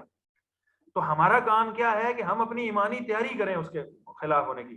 پھر یہ جی دجال جو ہے وہ مطلب اور کئی اس طرح کی جو عقلی باتیں اور سائنسی باتیں کی جاتی ہیں، ہم سائنس کے خلاف نہیں ہیں، سائنس کی جو درست بات ہے، ہم خود سائنس کو استعمال کرنے والے ہیں، اور سائنس کی برکت سے ہی ہم ابھی آن لائن بیٹھے ہوئے ہیں، یہ جو ہمارے کلاس چل رہی تھی، تو یعنی سائنس سے تو ہمارا کوئی اختلاف نہیں ہے، لیکن سائنس کو آڑ لے کر ایمانیات پر حملہ کرنا یا اس پر مشتبہ ہونا یہ بات درست نہیں ہے۔ تو اس چیز کو جو ہے وہ سمجھنا چاہیے دجال کے حوالے سے، یہ بہت ضروری ہے۔ باقی جو دجالی سسٹم ہے نا، تو اس کو بھی سمجھنا ضروری ہے۔ یعنی آپ یہ دیکھیں کہ دجال جو ہے یہ ہے ہی ایک معاملہ مشتبہ کرنے والا ہے، یعنی اس کے پاس ایسی چیزیں ہوں گی، وہ ربوبیت کا دعویٰ کرے گا تو ہمیں جھوٹا دعویٰ نہیں کرے گا، یعنی اس لحاظ سے جھوٹا تو دعویٰ اس کا جھوٹا ہی ہوگا نا، یعنی ایسی بات نہیں کر دے گا، بلکہ اس کی اپنے پاس ایک دلیل ہوگی، جو وہ بارش برسا رہا ہے، وہ زمین کو حکم دے رہا ہے، آسمان کو حکم دے رہا ہے، لوگوں کو مار رہا ہے، لوگوں کو زندہ کر رہا ہے، یعنی عجیب و غریب قسم کی طاقتیں دنیا میں آج ایسی طاقتیں اور ایسے معاملات ہیں جو پرانے وقتوں کے اعتبار سے بہت نئے ہیں۔ اس کا مطلب یہ نہیں ہے کہ آپ جدت سے متاثر ہو کر ایمانیات کو خیرآباد کہہ دیں.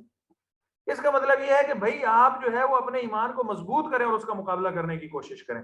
تو اس لحاظ سے یہ چیزیں اگر انسان کے ذہن میں ہوں تو اللہ تعالیٰ سے امید ہے کہ اللہ تعالیٰ جو ہے وہ یقین ہے کہ اللہ تعالیٰ ہمیں اس دجال کے مقابلے میں ثابت قدم رہنے کی توفیق دے گا اگر وہ ہماری زندگی میں آ جائے. اللہ تعالیٰ سے دعا ہے کہ اللہ تعالیٰ ہمیں اس سے محفوظ رکھے, ہماری نسلوں کو, ہمارے بچوں کو اس فتنے سے محفوظ رکھے اور ہمیں ایمان کے اوپر قائم رکھے.